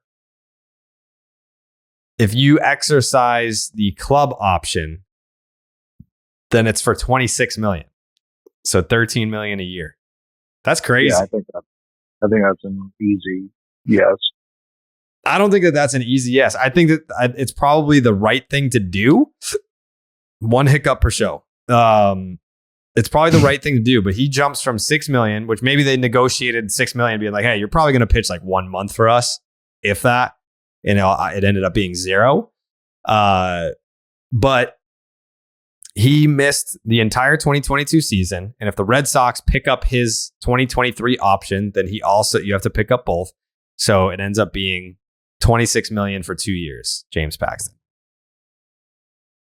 Yeah, I mean, think of the pitchers we've used. And he's 33 now. So you're picking up 34 and 35. Those ages aren't as old as they used to be. Like, that doesn't bother me. It's going to be a fresh 34. at the minimum. 35, I can't speak for. That might not be that great. But I can't be worried about if we're worried about 13 million, like that says a lot about the Red Sox that I don't even want to talk about. I don't think that it's so much that you're worried about 13 million as much as it is like it's a little bit here, it's a little bit there, and those little bits add up.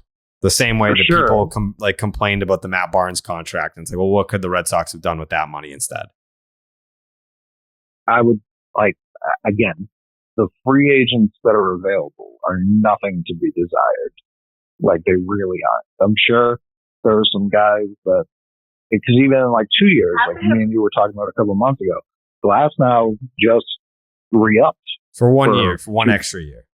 For sure, but that just kicks it down, and they're not going to trade him within the division, so that just kicks him one more year down the road. So it's like even in 2 years, when we thought we would have the chance to get him, that's not even an option anymore. So it's like, are you going to go real high end and take a shot on DeGrom? Probably not. That's like the last thing this rotation needs is another massive question mark. I think it's like an easy yes to me. It's just like, so you enter next year in this situation where you're going to have Chris Sale as part of your rotation. You're going to have James Paxton in your rotation. Those are two guys who are going to have innings limits on top of where they're at. They're not going to be able to pitch deep into the season.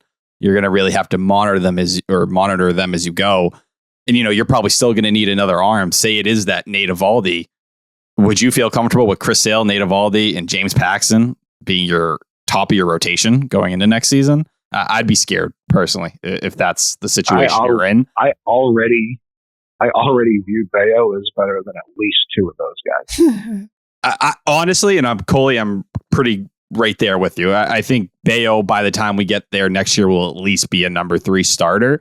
I think you're walking a tightrope there. If you go and keep Paxton, then I think you need to make a move to go get someone who's more dependable than an Eovaldi. But you got to pick your poison one way or the other. Do I think, listen, what Paxton did as a lefty too, we remember right before he got hurt and everything, how good he looked in the postseason and what it was. Obviously a lat tear this year adds to that equation. It's just how many teams are willing to bet on James Paxton being healthy going forward? He's really never been healthy his entire career. Can the Red Sox sustain that and monitor his innings while trying to win this year? How many question marks can you afford in your rotation? I think is what it comes down to. And if you are bringing Paxton back, then you're going to have to make a really hard decision with Eovaldi or Wacha, because I don't think you can include all of them and hope that you're going to stay healthy next year. Yeah, I view it more as Paxton versus Wacha. And I think it's like, all right, so Paxton and Eovaldi take Rich Hill and Walker's spots. And it's like, we've seen even with that, we still had holes to fill. And you talked about Mata already. That's a guy who profiles to be better than Winkowski. So it's like, while I agree they're not slam dunks by any stretch, I kind of like these questions a little bit better than what we dealt with this year. I don't think this is like breaking news, but I've been told the Red Sox want Wacha back. Whoa. That's great. I don't think it's a negative thing. I know we haven't dumped on him. We've just kind of told the truth about him. But I mean, he likes it here. He's shown up. He's pitched. I think that's bad news for another guy I'm looking at, which is Pivetta, who, I like Pivetta. He shows up. He pitches every 5 days, sometimes 6. You never know what you're going to get. But he's like, I'm looking at him right now, 4.3 ERA, 1.32 WHIP. Like, if this is your number 4, number 5, like I'm okay with that. And for rotation, we're talking about so many question marks. Having a guy who's going to make 30 starts is great. Yeah, as long as you're not looking at him as the top of the rotation arm, and I don't think anybody is. I think anyone can read through the stats and see what kind of guy he is. But yeah, if he's profiling, maybe he's in that 3 spot and Bayo jumps him very quickly, which if not, he will, by the end of this year. Fine. I don't have a problem with Michael Wacha. He works fast. I think that's it. And he pitches to contact. That's something the Red Sox seem to be really into and about. And obviously a year younger than Nate Eovaldi as well. Do I hate the idea of bringing him back? No, just don't put an expectation on him. That's unfair. Just like the expectation you put on Nick Pivetta this year to somehow be a mid-rotation starter when that's just not the guy he is. I think Houck is better than Pivetta, but yeah, like Coley said, for the right role and towards the back end of the rotation, 4, maybe 3 to begin the year, I can accept that. You can't have too many question marks, and I will still say Houck is a question mark, even if you do sign him this offseason. Yeah. Fair. I need a guy in that rotation next year that was not here this year. Maybe 2. Like, I just can't. I can't. He was here.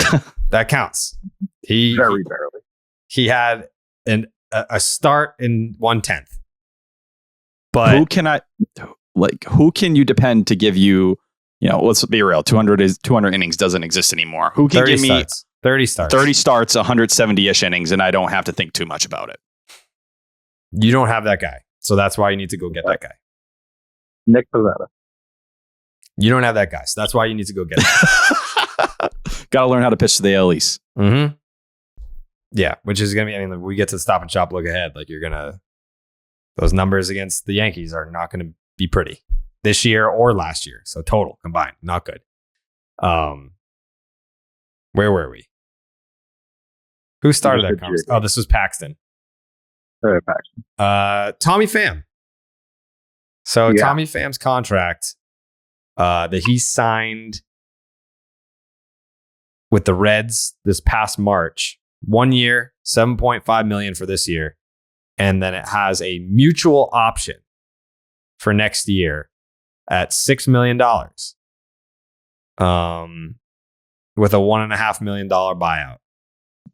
So acquired by the Red Sox in a trade from Cincinnati, blah, blah, blah, blah, blah. 2.1 million in salary remaining. So they have the mutual option. Like, do you bring back Tommy Pham for $6 million next year? Yeah. So let's play the game, right? Kike Hernandez is your center fielder. Alex Verdugo is your left fielder. Or say he's your right fielder. Let's play, that game.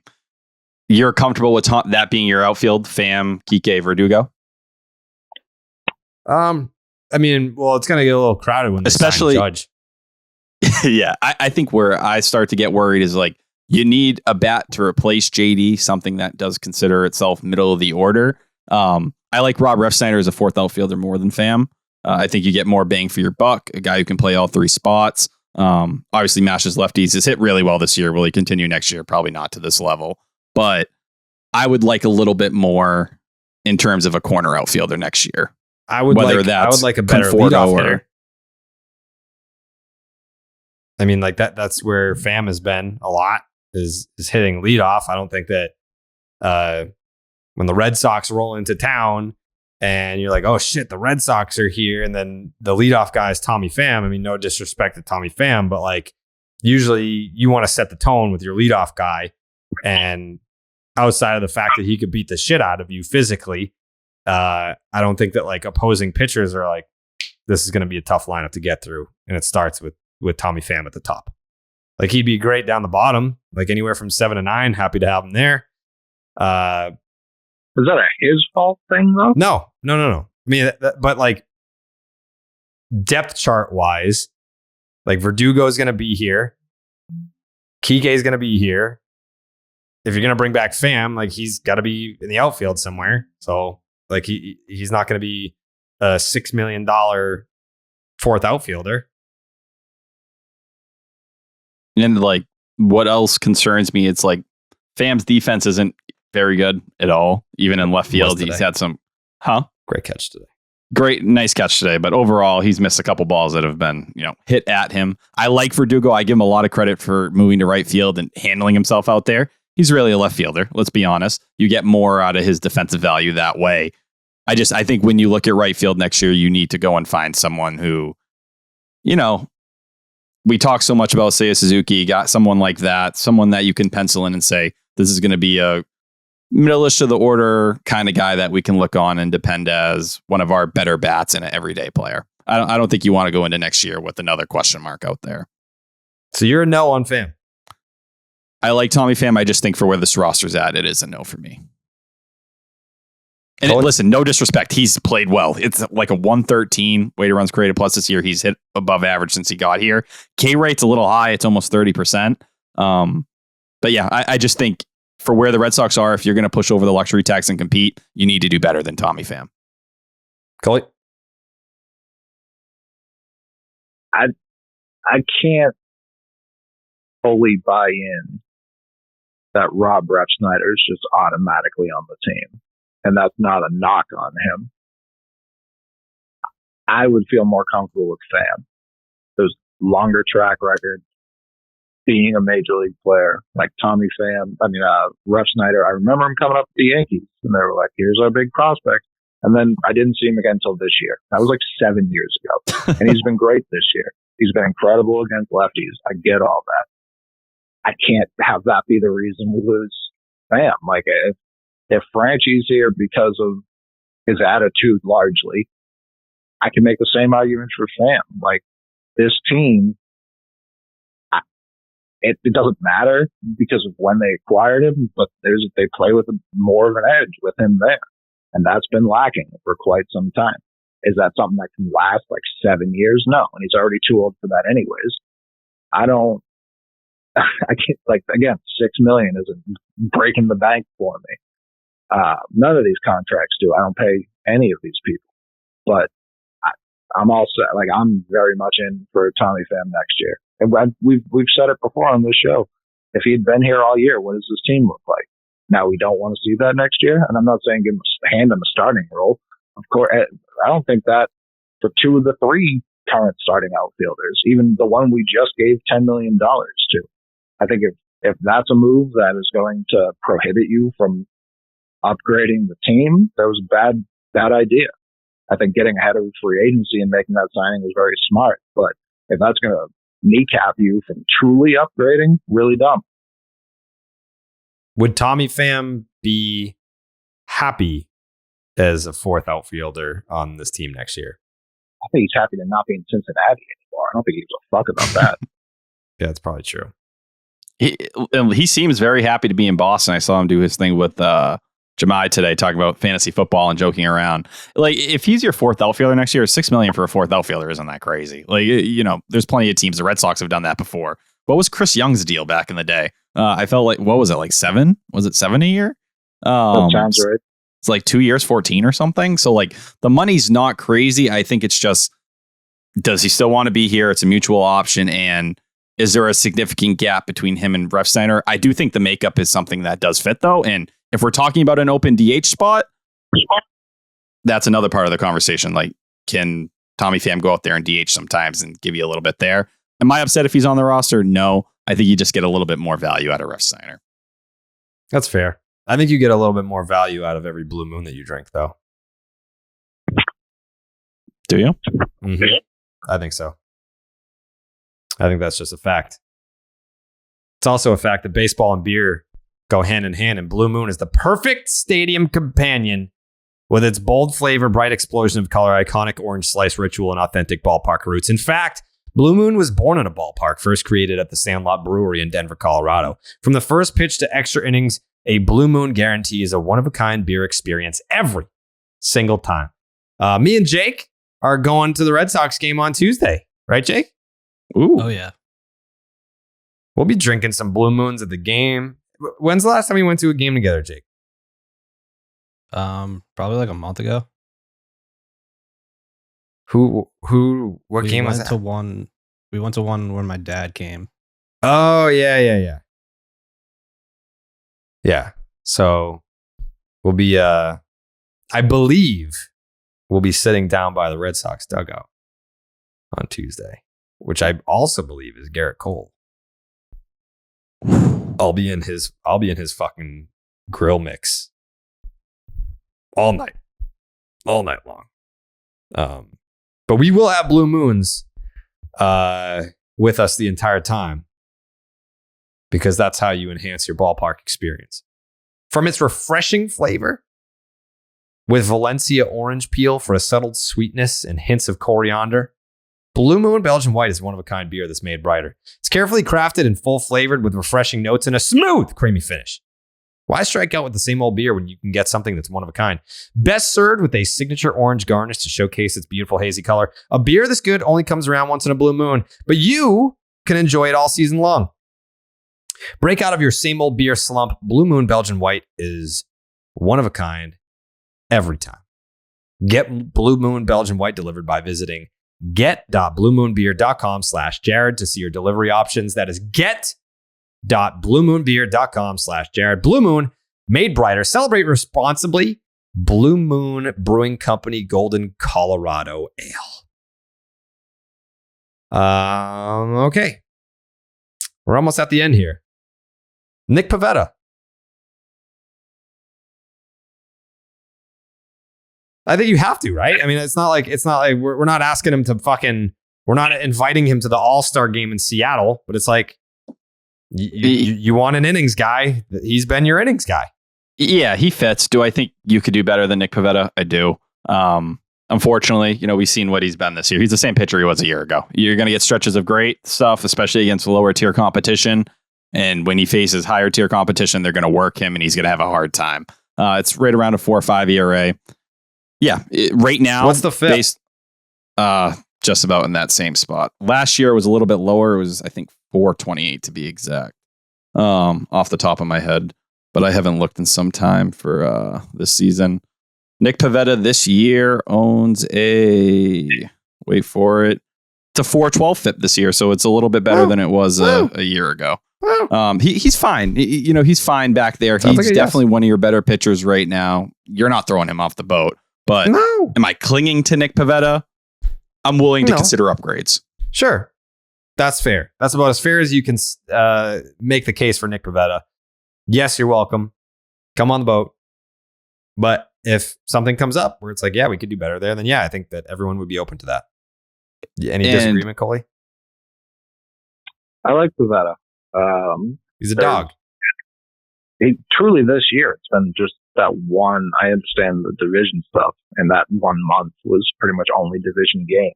But outside of that 1 month, I feel like he's been pretty solid. Solid in the sense you know what you're expecting going into it, not like, oh man, another 7-inning 1-run game from Pivetta. I mean, there's been plenty of those too. For sure. I mean, did he throw the first? Yes. Complete game shutout. Complete game? Yeah. I will say the one thing that does stick out with Pivetta, the K per 9 did drop by over 1.5, so it fell from 10.2 to 8.6. That's still pretty fucking good. Still pretty good. It felt like the stuff is this year just toned down a little bit. I don't know if partially it's been him trying to command it a little bit better or what it's been, but I don't know. Yeah, like I said, he's a fine back of the rotation guy. He profiles. Like how many times have we done the stop and chop look ahead and went through a team's fucking 3 guys for that series and their K per 9 are like in the 5 to 7 range. Best kit, there's been a lot of dog shit K per 9s around the league this year. Yeah, I love Nick Pivetta at the back of your rotation. I think that's what he is. This year, he got pushed up, and I don't think it was fair to him. I think the Red Sox thought maybe there was another step to take, but he's Nick Pivetta. There's nothing wrong with this Nick Pivetta. Same way we have a lot bigger problems. Yeah, exactly. The same way that we just said if Nate Eovaldi is your number 3 next year, you're in really good shape. If Nick Pivetta is your 4 or 5, you're in pretty good shape. That's an innings guy. Kevin Plawecki. Nope. Coach, maybe? Listen, you can coach. I don't disagree. And I'll listen, I like Kevin Plawecki a lot. Hit really well the previous 2 seasons. Has hit well the last month or so since really Vasquez got dealt. But man, it is embarrassing watching him try to throw guys out. He just gets abused at this point. It's almost not playable in some games. And as great as he is with the pitchers, you have, I think, 2 guys now who are, no offense to Christian Vasquez, but better with pitchers than even he was. And, he wasn't too great. So I think you've upgraded in that department. You don't need to lean on a guy like Plawecki as much now.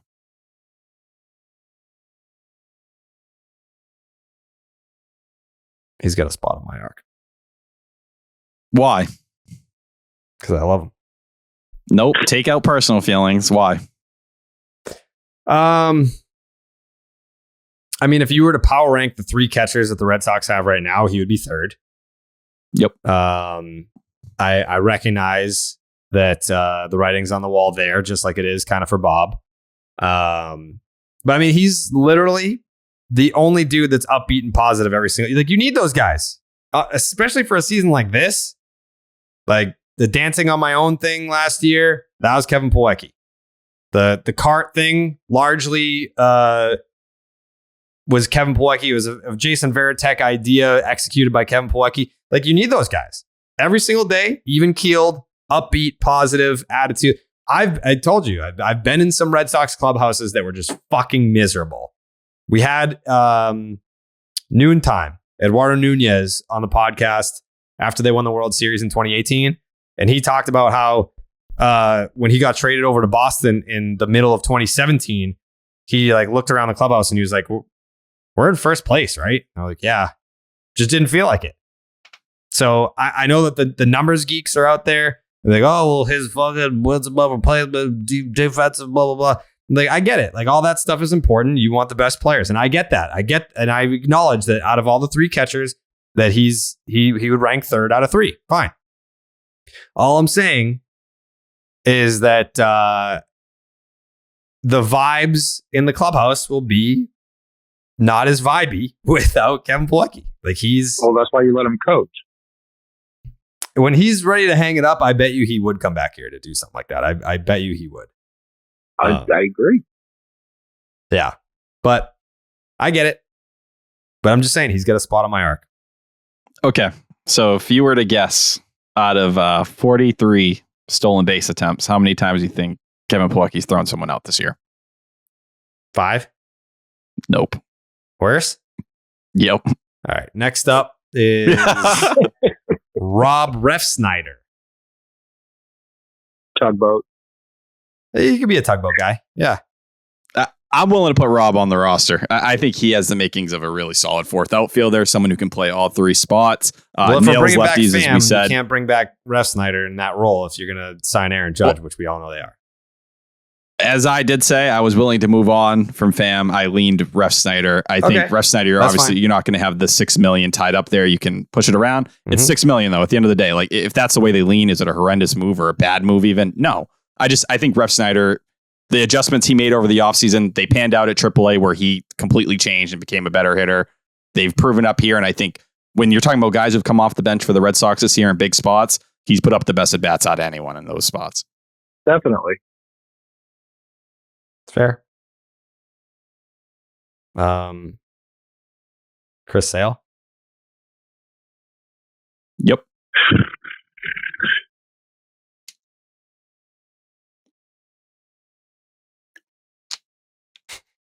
I mean, you have to say yes. Like, you're not... He can't not come. He can't not come. They won an 18. That's all that matters. Yeah. Yeah. All I'm saying is he can't not be there. So, John Schreiber, yes. Yeah. Connor Seabold, we don't even have to talk about that. Nope. No, we sure don't. Trevor Story's an obvious yes. Matt Strom, I feel like, is going to get paid elsewhere. Well, okay. So this is this is my thing with Matt Strom. He wants to be a starter. This is what he told Ken Rosenthal. He wants to become a starter this offseason. Maybe this came out maybe 2 months ago, 3 months ago, around the All-Star break. All right, see ya. Bye. Yeah, that's my thing. If he's willing to be a reliever, I'd love to have him back here. He's been really solid. He's the perfect kind of bridge guy in the 7th or 8th, depending on matchups. Can go multi if you really need him. But yeah, dude, if you think you're a starter, good luck to you. Not here. Bye. Verdugo, obviously, yes. Michael Wacha, feel like that's a yes. Yeah. These next ones are all pretty easy. Garrett Whitlock, yes. Yep. Josh Winkowski, no. No. And then Connor Wong's a pretty easy yes. I mean, he's like impressed me a lot. He's kind of like I don't know what the personality trait is, but he's kind of got that. It's a really strong comparison that I don't yet feel comfortable making, but he's got some Veritek to him in the sense that in the sense that he is just super quiet and about his business. He's definitely he's like a cousin you only see at Thanksgiving, and he doesn't talk ever. He gives the most boring post-game interviews.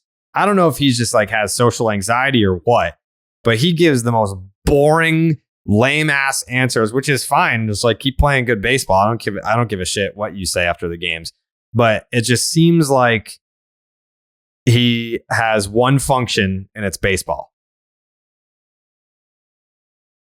So that's a yes. He did the impossible this year, which was he got Maz to say something that didn't make me want to break my TV over my knee. Because I was thinking it before he said it. He doesn't look like a catcher, like his body. Mm-hmm. He doesn't. I've never seen a catcher that looks like Connor Wong, and it's not Blake Swihart? a good or a bad thing. Who? Blake Swihart? Well, he also wasn't a catcher or a baseball player. Yeah, that's true. But even Swihart was like a little bit more built. Like he was definitely slighter of frame than a typical. Like, he's not Benji Molina we're talking about here, but like Swihart was like a little jacked. Wong doesn't even have that. Wong's like almost emaciated. Like he's small. Actually. So he was he was wearing long tight sleeves today, and his like veins were popping through his shirt there. So I wouldn't say he's not. And yeah, Swihart was just a man without a position, even though he was supposed to be like the top catching prospect in baseball. Mm-hmm. What was that group that Frank Sinatra was in? It was like him, like Sammy Davis Jr. Yeah.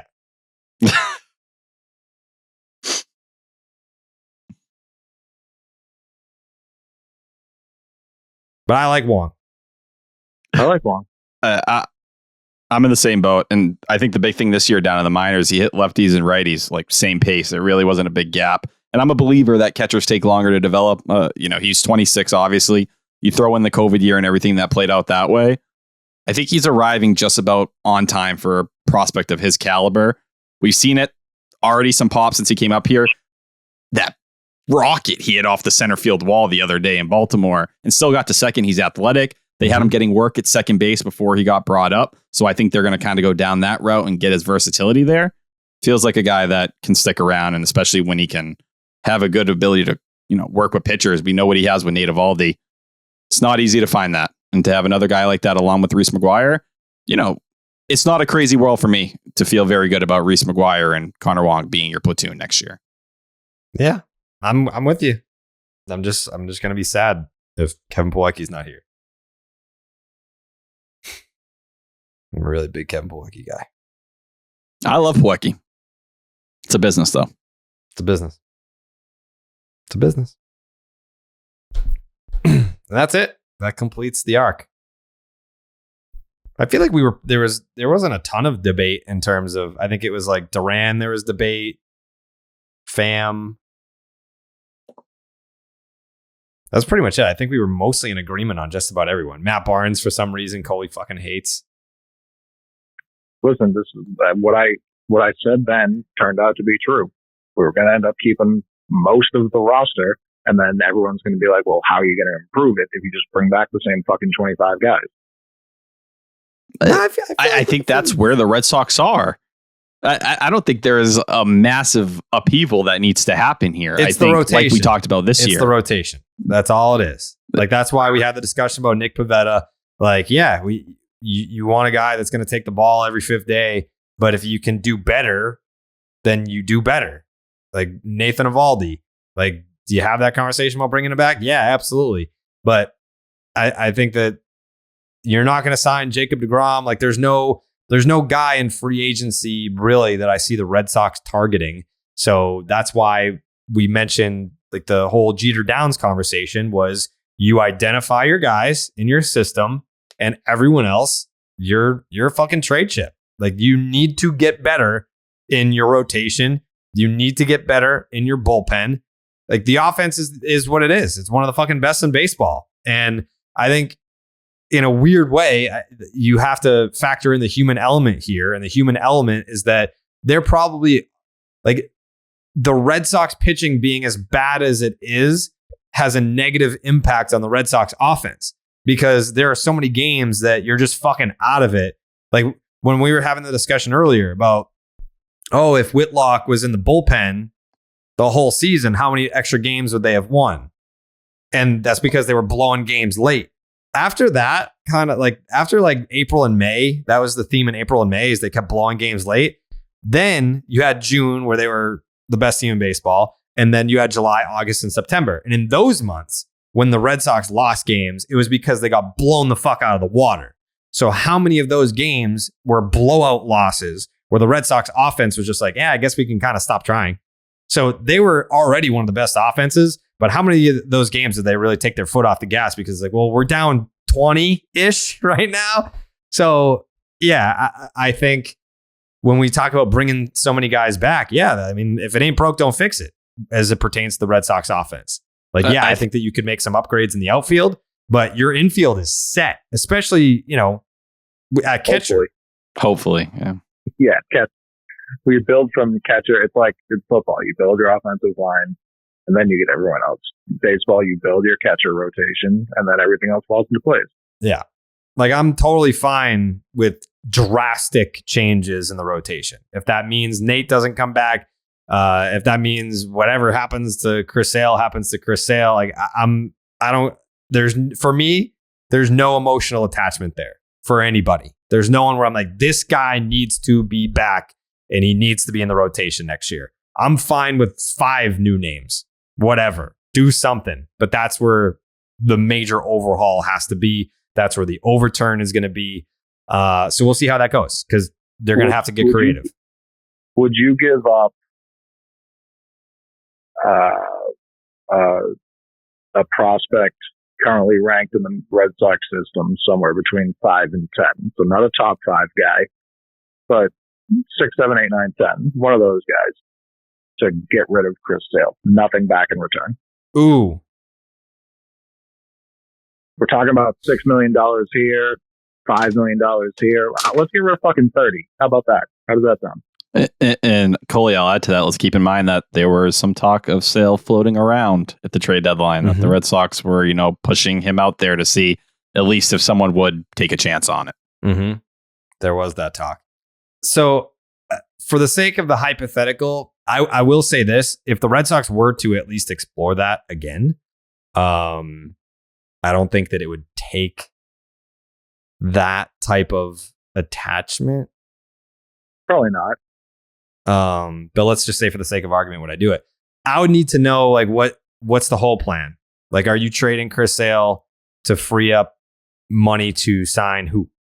Like if they just all of a sudden were like, hey, we saw what the Mets did with Max Scherzer.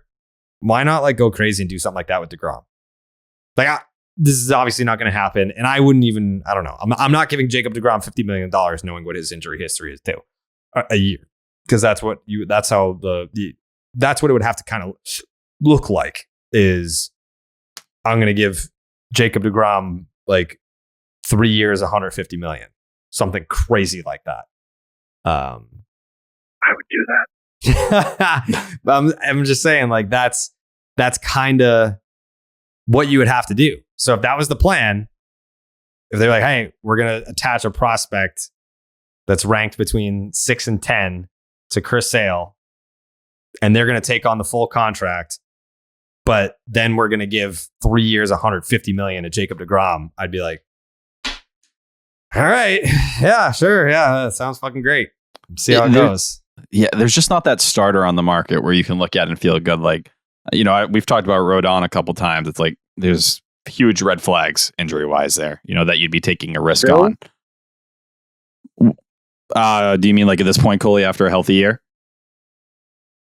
Yeah, I mean, even last year it was mostly healthy. He got worn down the second half for sure. Yeah. But he was on fumes once he got to the playoffs. Yeah, I don't how hate many years Rodon. going to be a red flag? Yeah, I don't hate Rodon. That's why I mentioned him in that tweet a couple days ago. I just think it has to be in the right situation. You know what I mean? I don't think it's... Should you look at him and say you're completely not going to check in on him? No. I think it just depends, like, how many risk are you taking in that area? Like, if you're going to keep Chris Sale, say you did go get Rodon, then you got to go out and I still think get someone that more of an innings eater. Maybe you try to profile Michael Wacha in that spot or something along those lines. I don't hate it. It's just, do you think the Red Sox are going to hand that kind of deal to a pitcher going into his age 30 season? I've been more forgiving of time this year than 98% of the fan base. Where it gets real tough, not even Colin Gausman. Exactly. Knowing what was coming, knowing the holes already here, knowing what was coming in terms of free agents, it's tough. It's hard to look at, especially what he got, and be like, yeah, that looks like a fucking bargain compared to, and like the years, like, it's like, all right, now imagine how much easier these, I don't even think he's as good as his numbers say he is. But even with that bias aside, obviously he's really fucking good. And like all these conversations change. Every conversation we've had has changed if that phone call just gets made. Yeah, and I think anyone, like, we're talking Rodon, like, on top of it, this isn't fluky. Like, it's a 293 ERA, the FIP's 233. Like, this is back-to-back years of a guy pitching at true ace level. Yeah, that's Rodon. Like, Gausman, we know what Gausman's done this year. And yeah, like Coley said, he was ridiculous to start the year. But it's like, is it more likely, like, then you start to raise, like, obviously with all the money coming off the books, do the Red Sox call up the Marlins and start trying to get, like, hey, Pablo Lopez, the Yankees couldn't get the deal done. Can we get in on that? Can we have these conversations? I think where you're at financially, it'd probably make more sense to use that to go get a pitcher. It's just, if you're looking at arms, Rodon's probably the closest thing out of that group. I don't think they're going to go give a crazy deal to DeGrom for, 50 AAV for a couple years or whatever it may be. Verlander, I don't think he's going to come here, but I don't think they're going to be the ones to do that either. Can you get Rodon on like 4 years with a high AAV and see if you can really capitalize on, 30 to 34? The turnaround has to be drastic. Like, I'm not saying that they're going to do something crazy like that for DeGrom or even Rodon, but like, you're going to have to make a series of moves that people go, okay, this is different. The approach is different. Like, you can't have another offseason of fans being like, the Red Sox are afraid to spend money or reluctant to or against entirely spending money. You can't have that. And you can throw out Trevor Story and be like, oh, they spent $164 million last year. It's like, yeah, but that, as much as I'm in favor of it, like I think Trevor Story is a great fit.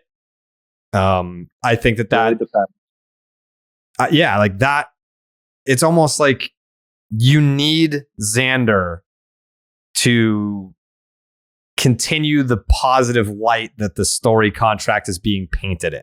If you lose Xander, and this is all hypothetical, if you lose Xander, I still think the Red Sox are going to keep Story at second base. I think that they try to replace Xander, like, outside. I don't think that if Xander goes, Story plays short again. I don't think that that's the plan. So you think they're calling Carlos Correa or like Dansby or Trey? I don't know what plan B is, but I don't think that plan B is Trevor Story. I think the plan for Trevor Story is to stay a second baseman. So I guess this is a good spot to bring up the fucking report from last night. It was who actually had it? It was your boy Pete Abe. That fucking fat loser. That is the one. I'm not giving him a click. I saw it on MLB Trade Rumors. That's where I saw it. So shout out to MLB Trade Rumors for the report. All I said was, I'm not ready for this shit. Not now. It's too early. The Phillies are expected to target Xander Bogaerts in free agency. So I will say this. I see the MLB Trade Rumors tweet. Phillies expected to target Xander Bogaerts in free agency. I quote tweet it and say, don't even start with this shit. I promptly get a text message. Promptly. Don't worry about it. This is like Xander, what's it called? Scott Boras is just in town. So like, of course, like Boris is gonna, drum up some shit here. It's not like an assurance that Xander's staying, but it was more just like just know where this is coming from. This is a Boris thing. No need to panic or anything like that. So I was like, okay, good to know. So I guess like the hype behind it got shut down pretty quickly. But that's not to say that the Phillies aren't going to be a looming threat. I think that that's a Boris camp play to be like, hey, just letting you know, like when Xander opts out in a few weeks, do not take advantage of the fact that he wants to stay in Boston. Like, we're going to have suitors, and we want you to know that those suitors have deep pockets. And you should know that because you're his successor. Like, you have the job that he once had. And when he had that job, he spent a fuck ton of money and then won a championship. So, and also he was the one that constructed the Xander Bogaerts extension here. That was Dave Dombrowski that did that. So now that Dave Dombrowski's over in Philly, I'm sure he would love to sign Xander Bogaerts again. Just this time it would be with the Philadelphia Phillies. So my interpretation was the threat is real that the Phillies are going to be in on Xander Bogaerts. But where I land on this ultimately is that if the Red Sox want Xander Bogaerts and they pay him fairly, he's not going anywhere. I think that if you give Xander Bogaerts fair market value, that's the deal that he takes. I don't think that Xander Bogaerts will ultimately decide to take the top bid. If the Phillies outbid the Red Sox, but the Red Sox deal or offer is interpreted as fair market value, I think that that's the deal that he takes. That's what I'm reading into here. That's always felt like what it's been. It's just when you threw an offer that wasn't that was, a slap in the face, as they framed it. This is where you end up. I think the interesting thing is the worry should be if some team's just going to make it too hard to say no. You know what I mean? Like, I think that's where someone like the Cubs, who have somewhat that front office with Jed Hoyer, have somewhat of a relation to this Red Sox front office, Xander Bogaerts and everything. Are they willing to throw a crazy amount of money to, make it so the Red Sox get in that awkward spot where maybe it's not 6 years, 150 or 6 years, 180. Maybe it's something like, you start getting into that 7-8 year range and it becomes a harder conversation, 200 plus million. I don't know. I think with the Phillies, like they have Bryson Stott. Obviously, that's a whole factor in this. Came up as a shortstop. Obviously, things have played out a little differently over there this year with all that. But, he fits into that. The Cubs seem to be the ones looking for a shortstop more than anybody. And they've been attached to Bogaerts, Correa, whoever it may be that they want to spend. But I think, like you said, it comes down to whether the Red Sox just want to be fair. And Bogaerts said it today with Sox Booth. He was on with EI after the game. And, they tweeted out this quote, took a little snippet out of the interview of him saying he's going to be emotional as things wind down. He said once again on there, like, I just want to be with the Red Sox long term. This is where I want to be. It's just out of my hands. That's how that was the exact quote. Coley. I have zero faith we're going to resign Xander. Really? Wow. When was the last time they gave fair market value to a position player? Like JD, we were the only suitor for. Trevor Story, we were the only suitor for. That's not true. And I know other things with Story kind of fell through, but that other team was pretty quick to move on and find someone else. Yeah, but it was the Texas Rangers, and the Rangers' offer to Story was basically the same offer that he got from the Red Sox. Right, and they just went and signed someone else instead. Yeah, because his agent, like, this is what I heard, but so I guess we have to say allegedly because we don't need a Gottlieb situation on our hands. Allegedly, what happened was that they had an offer from the Rangers for him to play shortstop, but then I don't know if they were holding out for more money or something. And then they were like, okay, then we'll just get Seager and Simeon. And then the Red Sox just ended up making the same offer that the Rangers made. And that's why he ended up here. Because no one else was offering anything. Yeah, I don't know if that part's true though. There might have been another team that was kind of offering something similar. I don't know. But wasn't there like a pivot from the Rangers as well to have him try and play outfield? Wasn't that like later on where they were like, do you want to play center field for us or something like that? Yeah, I think it was a different shaped deal though. I don't think it was the same as the Red Sox. But I think Coley brings up a good point. When has it happened? It hasn't. So do the Red Sox learn their lesson? Like, is this the time where they go and say, hey, are we going to let Xander Bogaerts walk and face the same, years long's worth of L's, the same media backlashes we got with John Lester and these different things? Or are they willing to say, no, this is the time we're financially in a position where we can afford to do it. There's no excuse. There's no luxury tax conversation like there was with Mookie Betts where it could be justified. Is this the time where you bend the knee and you're willing to give him the money he deserves, especially for a guy who's not asking to break the bank, just a fair price? And I think that John Lester, I would have put in that same category as well. Not someone who was trying to make the most money, just someone who was trying to get a fair deal. Can you learn from that mistake? Even Mookie, like they hide behind the luxury tax thing. They were still per themselves offering $300 million, which would not have kept them under the luxury tax. So that was always like an excuse after the fact that never really held any water. They just refused to give them market. Keep going, Coley. I was going to say that they just used that as a shield. They did not want to pay Mookie fair market value. They didn't want to give him $350. They offered $300. Mookie countered with $400. What do you know? He signed for $350. It's almost like he was negotiating because the Red Sox. He countered with $420. Yeah, 12 years. And the thing with Mookie is like I feel like there's a lot of apologists for Mookie. Mookie wasn't interested in signing a deal here at that time. That was not the case. He made it clear that he wanted to go for the MLBPA to get the biggest deal possible. That's what Mookie Betts said. The quotes are out there. You can go back and read them. He felt it was his responsibility to go get that money. What ended up happening. Yeah, and what ended up happening to him is he got traded to the Dodgers and COVID started happening and he realized, oh crap, it might be years until I get the bag that I thought I was going to get.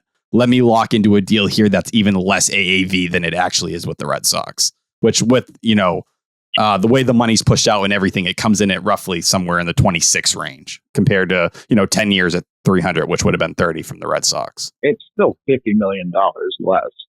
And the Red Sox weren't willing to go over $300 million. They stopped negotiations when he asked for $420. Wouldn't you? No, I think where the Red Sox were at the time, it was just like you can't castrate yourself financially with no farm system 2 years over the luxury tax. They had a limit, and I think it was fair for a guy who he wasn't negotiating in good faith in those spots. He was negotiating just can you give me a ridiculous amount of money? One of the sides wasn't negotiating in good faith, and considering where the Dodgers have gone since and where the Red Sox have gone since, I can't buy anything you just said. Like Mookie, they're two different timelines. What the Red Sox are trying to do is what the Dodgers did perfectly. They waited years before they pushed over the luxury tax. Like the reason they got Mookie Betts in the first place was, hey, this is our time to push in. They were lucky to stay underneath it in 2020 because David Price opted out. It saved them. So they got the next 2 years from the luxury tax of going over. At that time, the Dodgers geared up for that. The Red Sox in that situation had been over for 2 years, had no farm system, and were trending down. You can argue they made the wrong contracts, extensions at that time with Chris Sale and even Nate Eovaldi, and how that kind of played out. But I think where the Red Sox were, if you can't get a guy who's going to agree to a deal who wants to, break the bank and get what was considered Mike Trout money at the time, it's hard. That was not an easy negotiation. COVID happened in Boston too. So, they traded him right before that. Yeah, right. February. He's still here. Right. If he's still here, does he sign for $320? You know what I mean? That's where it's was he negotiating in bad faith? Not at all. I'll never put that on him. He didn't want to sign for under market value, which is what the Red Sox were offering, which was the point with Xander. They've offered him $20 million on a deal where he was already making $20 million. That's insulting. And it's even worse when it's your own homegrown guys. Of course they should want it. All the Red Sox would have done there, yeah, it would have hurt the luxury tax for a year, maybe two. Their farm system is a lot better now, and it's a lot better with guys who have been there. Like, we're excited about Tristan Casas. He was drafted in 2018. Mm-hmm. Like, these are not guys who have come up since we've reset the luxury tax. I think it's Bloom's responsible for 5 out of the 10 of the current top 10 Sox prospects. For sure, yeah. I'm not shitting on, and I still think he could have done that, even if he was like, I just can't be like, oh, they were spiting themselves by giving a top 3 player in baseball money. Like, there are other ways to get around that. There's other ways to shred salary. You don't, and like all of the problems we've talked about on this phone call is because we don't have that bat at the top of the lineup. We don't have that glove in right field. It's still something they haven't fixed. And at some point, that's going to have to be, we can't just pretend like, yeah, we traded him. There's no fixing it. Like, we can't do that. That's how you don't win a World Series for 86 years. Like, you have to look that in the face and be like, that really fucking sucked. We've still done nothing to fix it, to remedy that. And it's hard to remedy that. It's even harder when you don't call Kevin Gausman and you don't call Kyle Schwarber and you don't sign all these other players when you have reset the luxury tax. And now you can go do that. Like, Trevor Story was fine. It'll be bad if they don't re-sign Xander. It'll be good if they re-sign Xander. If they don't go do something else on top of that, including re-sign Rafael Devers to a long-term deal, we just keep making the same mistake over and over again. That's what I'm worried about with Xander. Until they bring him back and until they bring Devers back, that's the thing. I can't even enjoy if and when they bring Xander back, because then it just goes right to Devers. So if they don't, if that's not like a joint press conference, then I'm going to be. I honestly, I'm glad that you said that, because I think that that's what it's going to be. Like, I think Devers gets signed first. I don't think he signs. You've said it too. I don't think he signs until he sees Xander's here. But that could be part of it, where it's like they're going to be talking to both guys. I have a feeling that it's going to be boom, boom. In terms of like what the order is, your guess is as good as mine. But I think priority-wise, Devers is first, even though Xander will be free to talk to other teams. You know his preference, and I would imagine Xander is going to give the Red Sox the opportunity to match. I would also imagine, being a Boris guy, that Xander is not looking to sign a deal in November or December. Like, I think that one's probably going to drag a little bit. So I'm not saying you have all the time in the world, but I don't think that you're in peril of losing Xander to another team in the month of November or December. I think if time goes into the offseason thing, that Xander's as good as gone.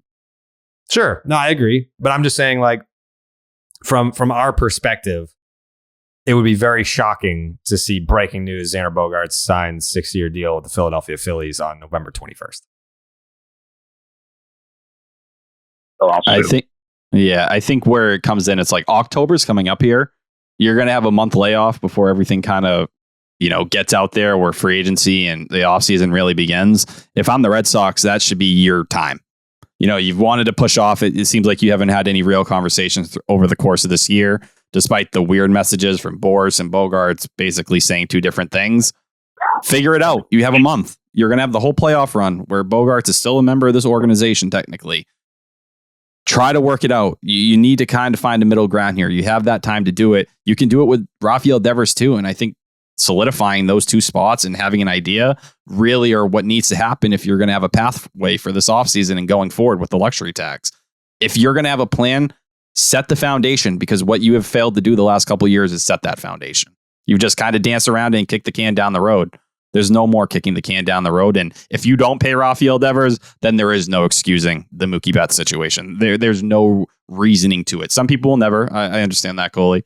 Some people will never excuse it just based on the premise. But if you can't get Rafael Devers here on that kind of $300 million-ish, maybe it's less now kind of deal, there's never been any logic or reasoning to what the Red Sox front office has done the last couple of years. But I think saying that you can't recover from Mookie, you were in the ALCS last year. Sure, some things went right for you and you got hot 100%. But, you can live without Mookie Betts. It's not a world where you can't. You can't live without Rafael Devers or Xander Bogaerts right now. And if you go that route, you're going into a a rebuild of something that just the city won't stand for, and Bloom won't have a job if that's the case. But that's also kind of my point. Like, yeah, you can't live. I mean, you can live without Mookie Betts, but it's also they went out and got Schwarber. Like, they were aggressive. If they didn't do that, would they have been in the ALCS? Of course not. So it's like, then they just let him walk.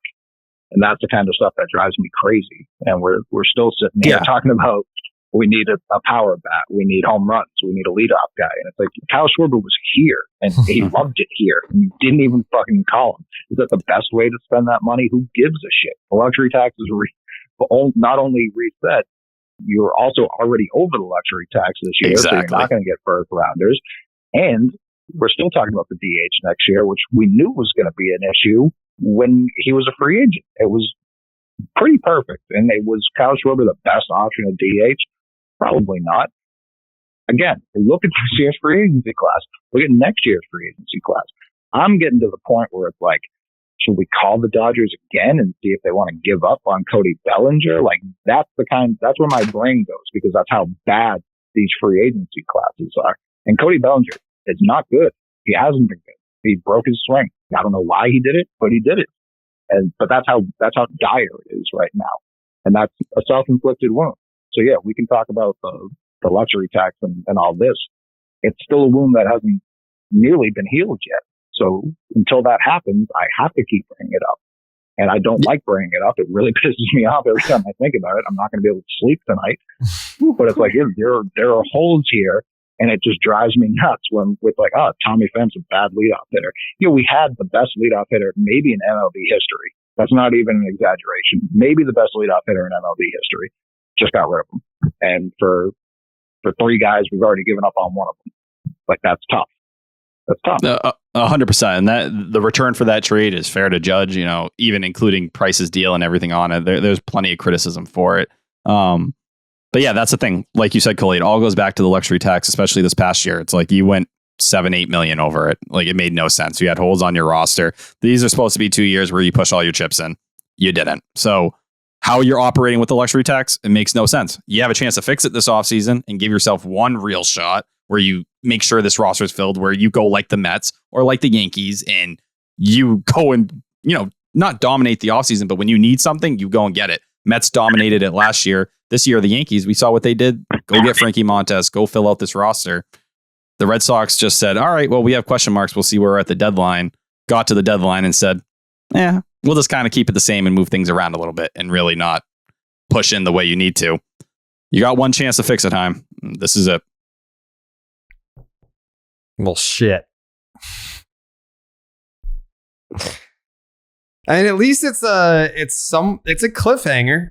I don't think it's one of those things where it's like, oh man, this is not good. This is not good at all, and we are so fucked. Like, I don't feel that way. I think it's more of like it's an old school cliffhanger. I don't know how this is gonna go. I don't know what they're gonna do.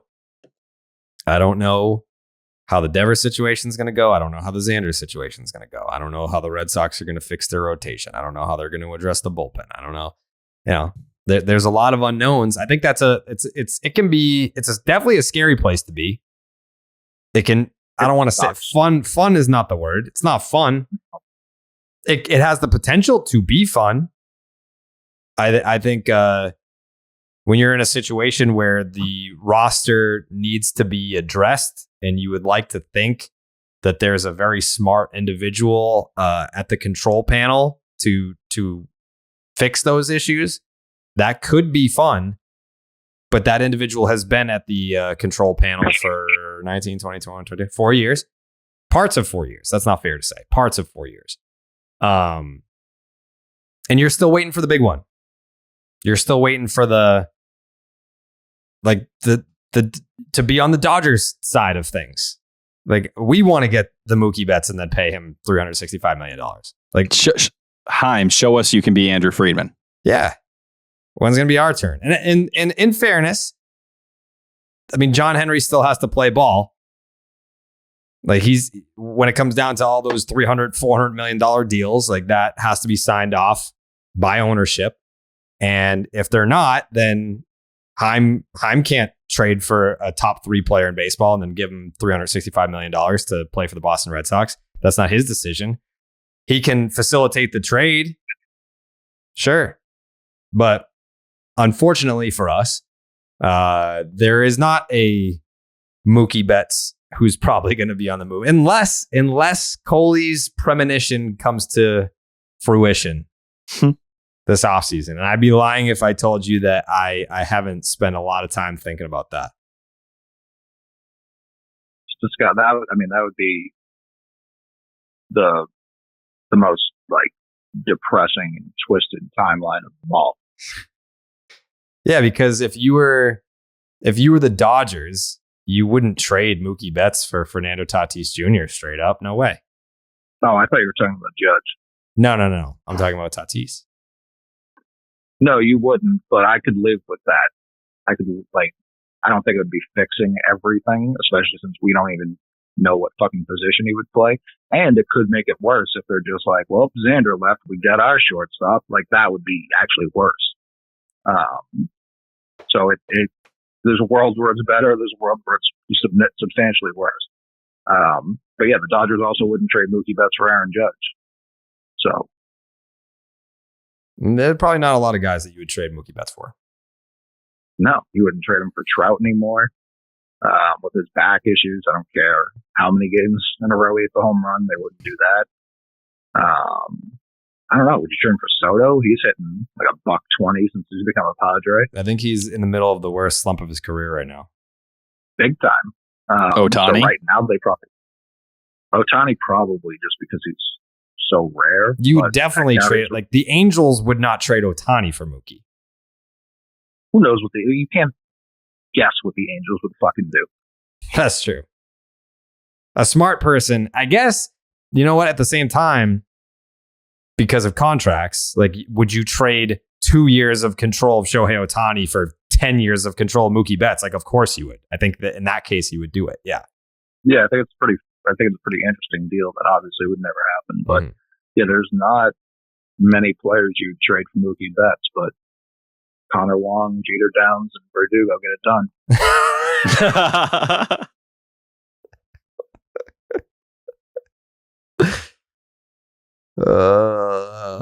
Man.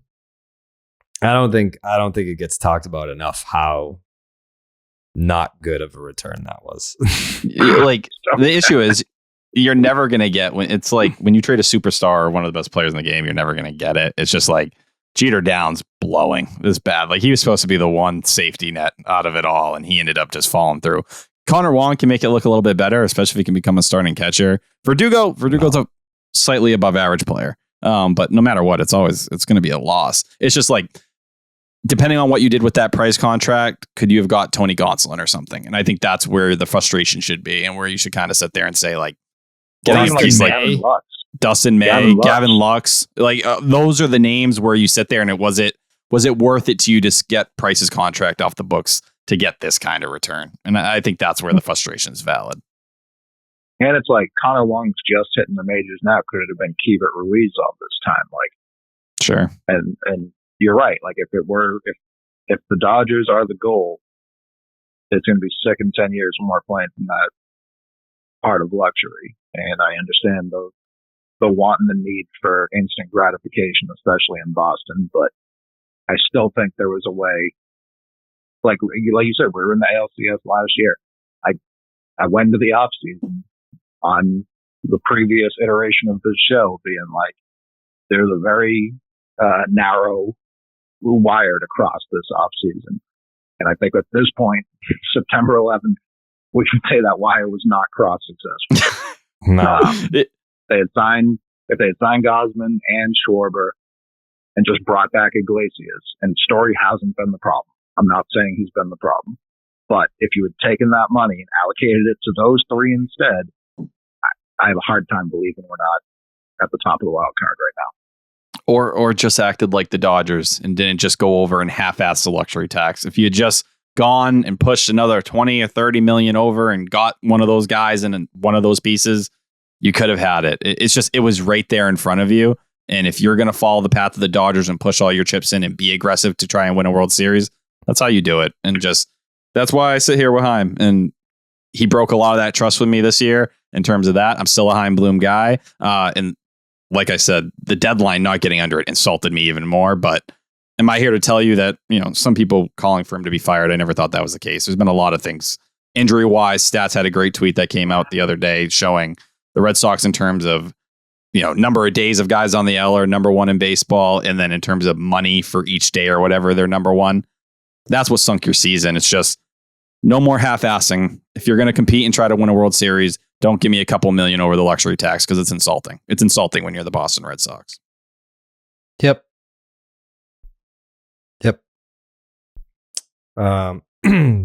This, I didn't see this. The Red Sox released Almora today. R.I.P. Damn. So yeah, he asked politely if he could be bought out, and they were like, "Yeah, we don't give a fuck, dude. See you later." See you, dude. He pitched once. Like I think they were just, oh wow, he stayed with us. No one picked him up. Good for him. I don't even think he can get on a postseason roster. No, what do you have to be on it before September 1st? I believe so. No. So he's probably just going to chill. Good for him. I guess we can pick a Clark's Ketchup Series MVP. We didn't even talk about the series, but like, who fucking cares about the game action at this point? Well, I care about Friday because what the fuck, dude? Like, get Bayo his goddamn win. Mm-hmm. He got one. Not this series. Well, I thought you meant as in he didn't have a win yet. No, he's the best pitcher in the league. Of course he has a win by now. Hmm. I'm saying on Friday, if that's how it's going to go, keep him in with the bases loaded. You just can't bring in fucking Caleb, the Ortmeister. That can't happen. No, he does get too, I guess, amped up at times, and I feel like that's when he starts to lose control and he starts walking guys. By the way, I mean, it's pretty universal who should be the fucking Clark's Ketchup Series MVP here. I mean, Xander hit 500 in the series. Okay. Easy. No, I agree. I thought the Grand Slam was going to push Devers over. No. I'm fine with it. Listen, I came here anticipating defending Xander, so that's great. Yeah, that's great. Xander Bogaerts hit 500 in this series with a 571 on base, a 1371 OPS. JD quietly played in all three games, hit 364. He's right there. But then Arroyo had a nice series as well. Had a 1262 OPS. Arroyo and Xander, the only two guys with an OPS over 1,000 in the series. JD, 916 OPS. Kike, they actually had the exact same fucking series. They both hit 364. They both had a 916 OPS. They did the exact same shit. Kike and JD. Verdugo, 357. I mean, when you win a game fucking 17 or whatever the fuck it was, you're going to have, I think the only guys that didn't hit over 300 in the series were Tommy Pham, Trevor Story, and Tristan Casas did not have a hit all weekend. Ooh. I think with Bogaerts, that's the thing. Every single game, he played a role. The 2-run shot in the first game. Second game, he got on base 2 different times. Was the guy before Devers ended up hitting the Grand Slam. And then today, he gives you the 1 run you need to win the game. Xander Bogaerts, Clark's Ketchup Series MVP.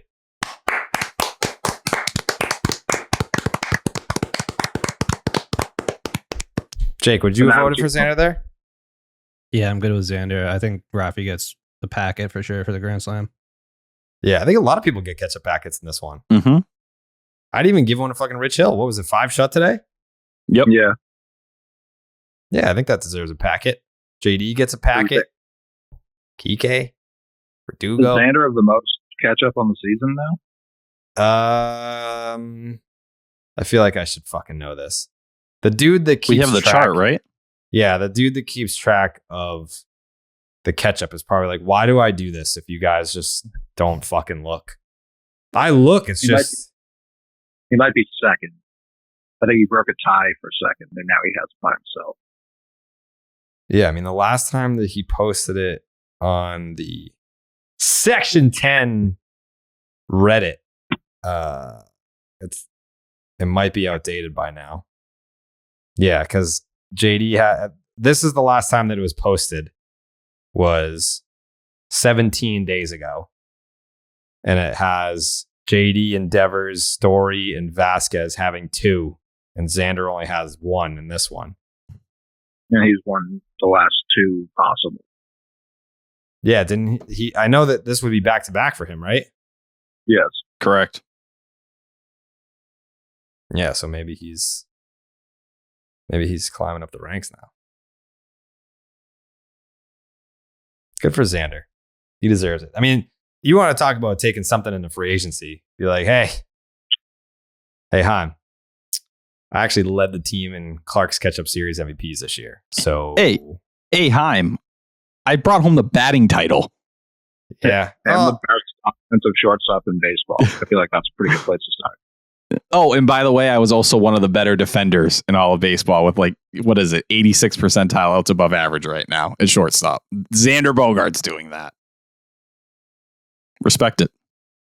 I'll be honest. Clark's Ketchup Series MVP definitely means more. For sure. I'm just saying, you got to say more than that, too. Yeah. I mean, the batting title is nice, but what if you looked at the numbers and Xander Bogaerts hit 217 in Red Sox victories and 378 in Red Sox losses? Then that batting title looks a little bit different. So you can just take that to Heim and be like, yeah, I won a batting title. I also led the team in Clark's Ketchup Series MVPs. Carries a lot of weight, in my opinion. Big time. Huge.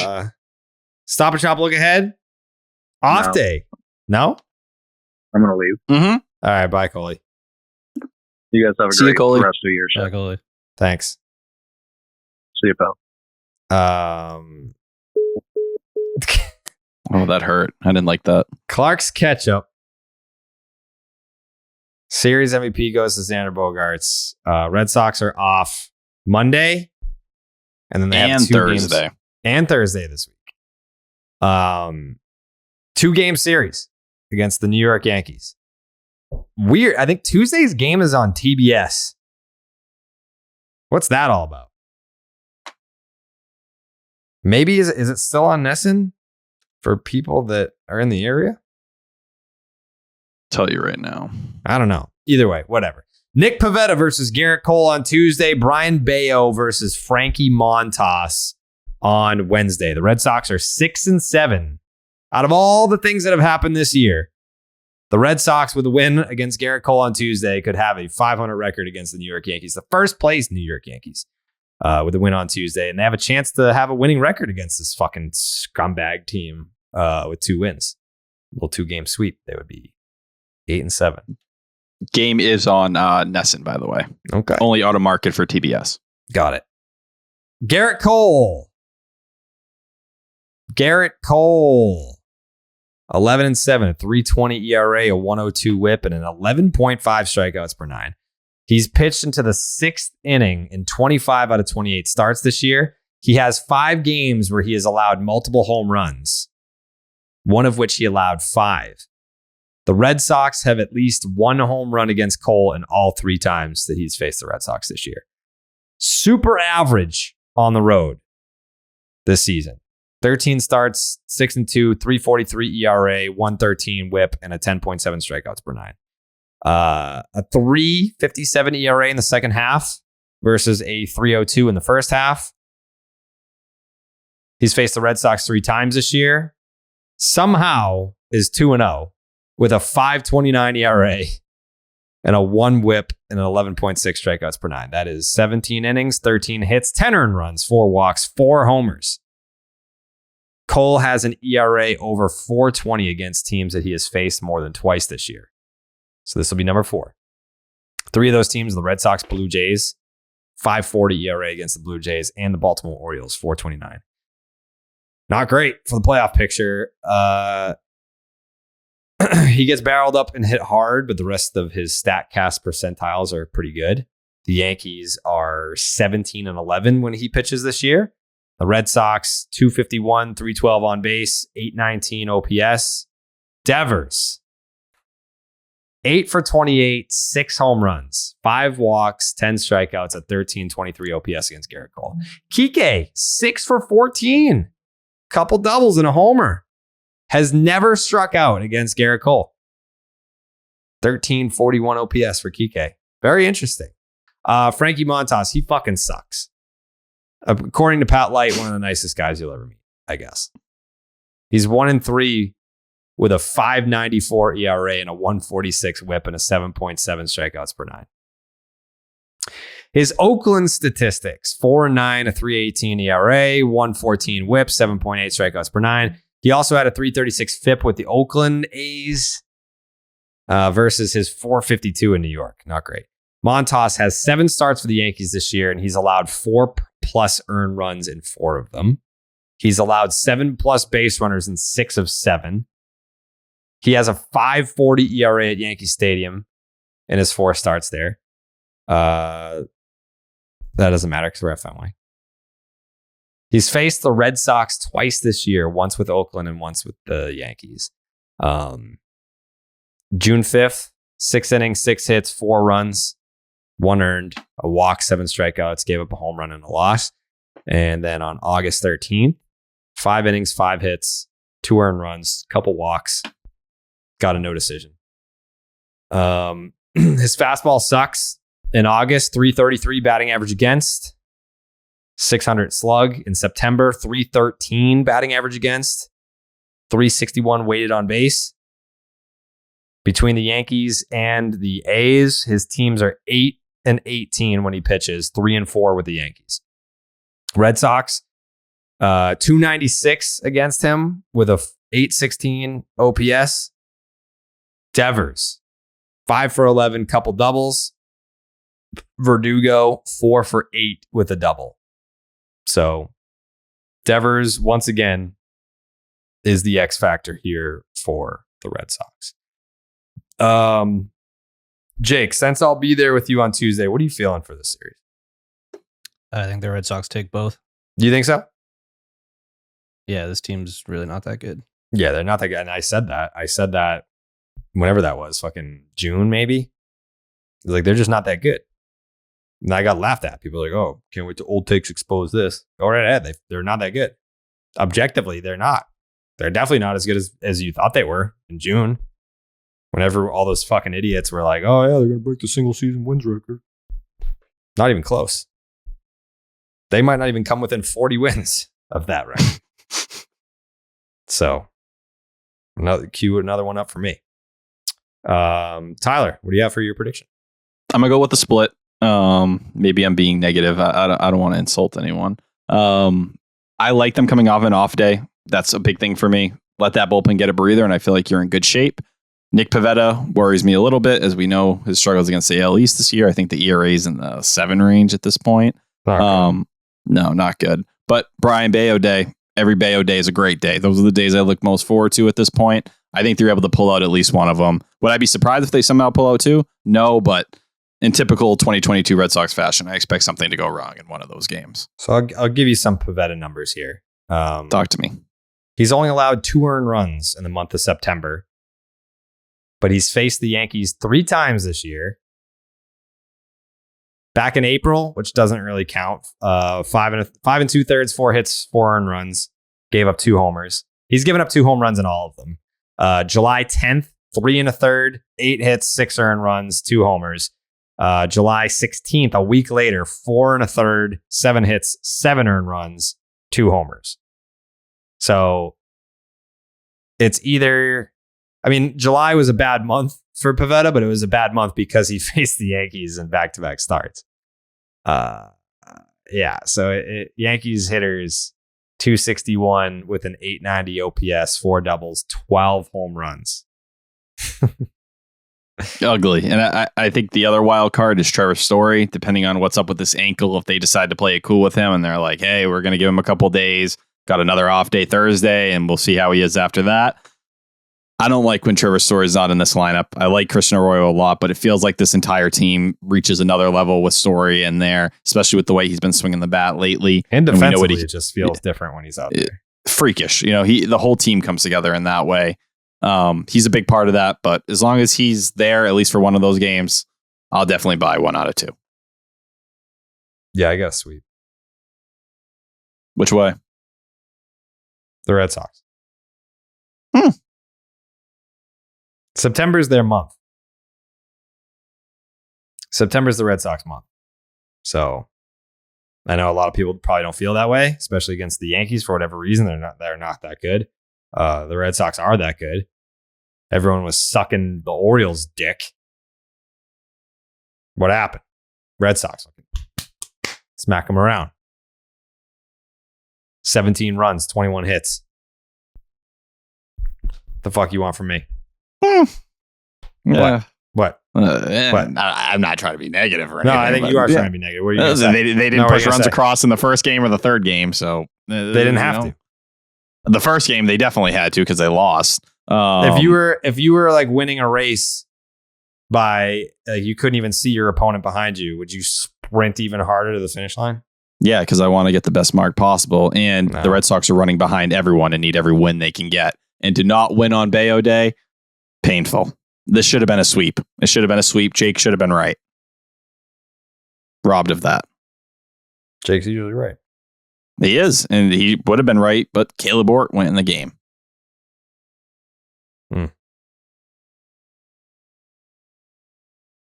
Mm-hmm. Not allowed on the boat. No, definitely not allowed on the boat. Yeah, no thanks. No thanks to Ort. All right, I think that pretty much covers it. Was this like another 3-hour podcast? Close enough. It's like 2 hours and 40 minutes. Whew. The fuck did we talk about? Noah's Ark. Yeah. Imagine like downloading this podcast and being like, well, I mean, they played the Orioles in like a meaningless series. Like what the hell are they going to talk about? It's going to be a nice little quick one, no? Well, it's an off day. Yeah, I think this is what people are thinking about. Like when you're watching the games, all you do is think about next year in the offseason and how it's coming together. Like there's only so much to take away from these games. It's what are the young guys doing? Like it's great. There's only so much you can talk about Xander or Devers or JD or whoever. Like those guys are what they are. It's how's Bayo doing? Costas struggling, obviously, is a factor in that conversation. I don't think anyone here is worried, but you know, he scuffled a little bit. He's taken his bumps early in his career. I like the way he's controlling the strike zone, but you can only go so far with that. It's really planning for 2023 and beyond. That's what gets, the juices flowing right now. When you take out the time for commercials, how long is like a 4-hour radio show actually? It's 4 segments, 15 minutes each one. That's kind of how then you take out, actually, that's bad math. Terrible. Horrendous math, actually. All right. An hour radio is roughly 40 minutes, like of actual content. Probably the best way to phrase it. Yeah. So like we can pretty much just do a Red Sox show. Oh. 4 hours. Plus, you got to figure callers. That would be a fun thing to do. Yeah. I know you guys do it for Baseball's Dead. I mean, I'm saying like if I just went to the Sports Hub and me and you like filled in on like Christmas Eve when everyone's not there, like, hey, we're doing 4 hours of just Red Sox. Listen, I will say there was a conversation about a Milliken hosting about a month or so back. It didn't end up working out for everybody, but on Christmas Eve? No, not. It would have been what month? Early August, right around that point. Dead summer. Obviously, someone like me getting some airtime like that. But Christmas Eve is on a fucking Saturday this year. Oof. Sports Hub. Put me and Carrabis on for a couple hours. I would do that. Let's cook. So I did that in 2015. Christmas Eve 2015. I did that at EEI. Yeah. I'd love to do it. It'd be fun and we get callers in. Like, look at the baseball hour. The baseball hour flies. You're on it when it happens. It goes by like that. You get us comfortable. We'll get actually some, not that it's all negative Red Sox on that station, but a majority of the callers are. I think it's good to get some positivity, some people with a little bit of optimism for the team going on there. It's a Saturday. It's a holiday. That's the goal. Christmas Eve. Winter meetings wrap up. Yeah, sure. Happy to do it. Jake, I'd want you to be there. Run the board, Jake. I could do 4 hours, no problem. Yeah. Yeah, that's a light lift. All right. Enjoy the off day today, Monday. If you're at Fenway on Tuesday, be sure to come say hi to me and Jake. We're gonna be there down by the Red Sox dugout. I hope. But yeah, we need to get. Maybe I'll tweet the deets. Maybe we'll do a little post game meet and greet so that Jake can get a little taste of all the people that adore him on Twitter and in the podcast world. He hasn't really had a chance to meet all of you. So maybe I'll tweet out just like a Jake meet and greet. Love that. And also a little preview of what's coming up in 12 days, right? What's in Or 11 when people are listening. Oh my God. Think. Oh, the fucking watch party. Yeah. I gotta promote that. I haven't promoted it at all on Twitter. We should probably tweet something about that soon. I was scared we were going to go this whole episode without mentioning it. Yeah. What is it? September 23rd? Yep. September 23rd, casting flagging, Red Sox, Yankees. Everyone will be there from the podcast. Even the people that don't even come on the podcast will be there. Pete has a wedding. Pete has a wedding. But you never know with Pete. Yeah. Maybe he shows up late. I don't know where the wedding is. If it's in close proximity, I'm going to make him come.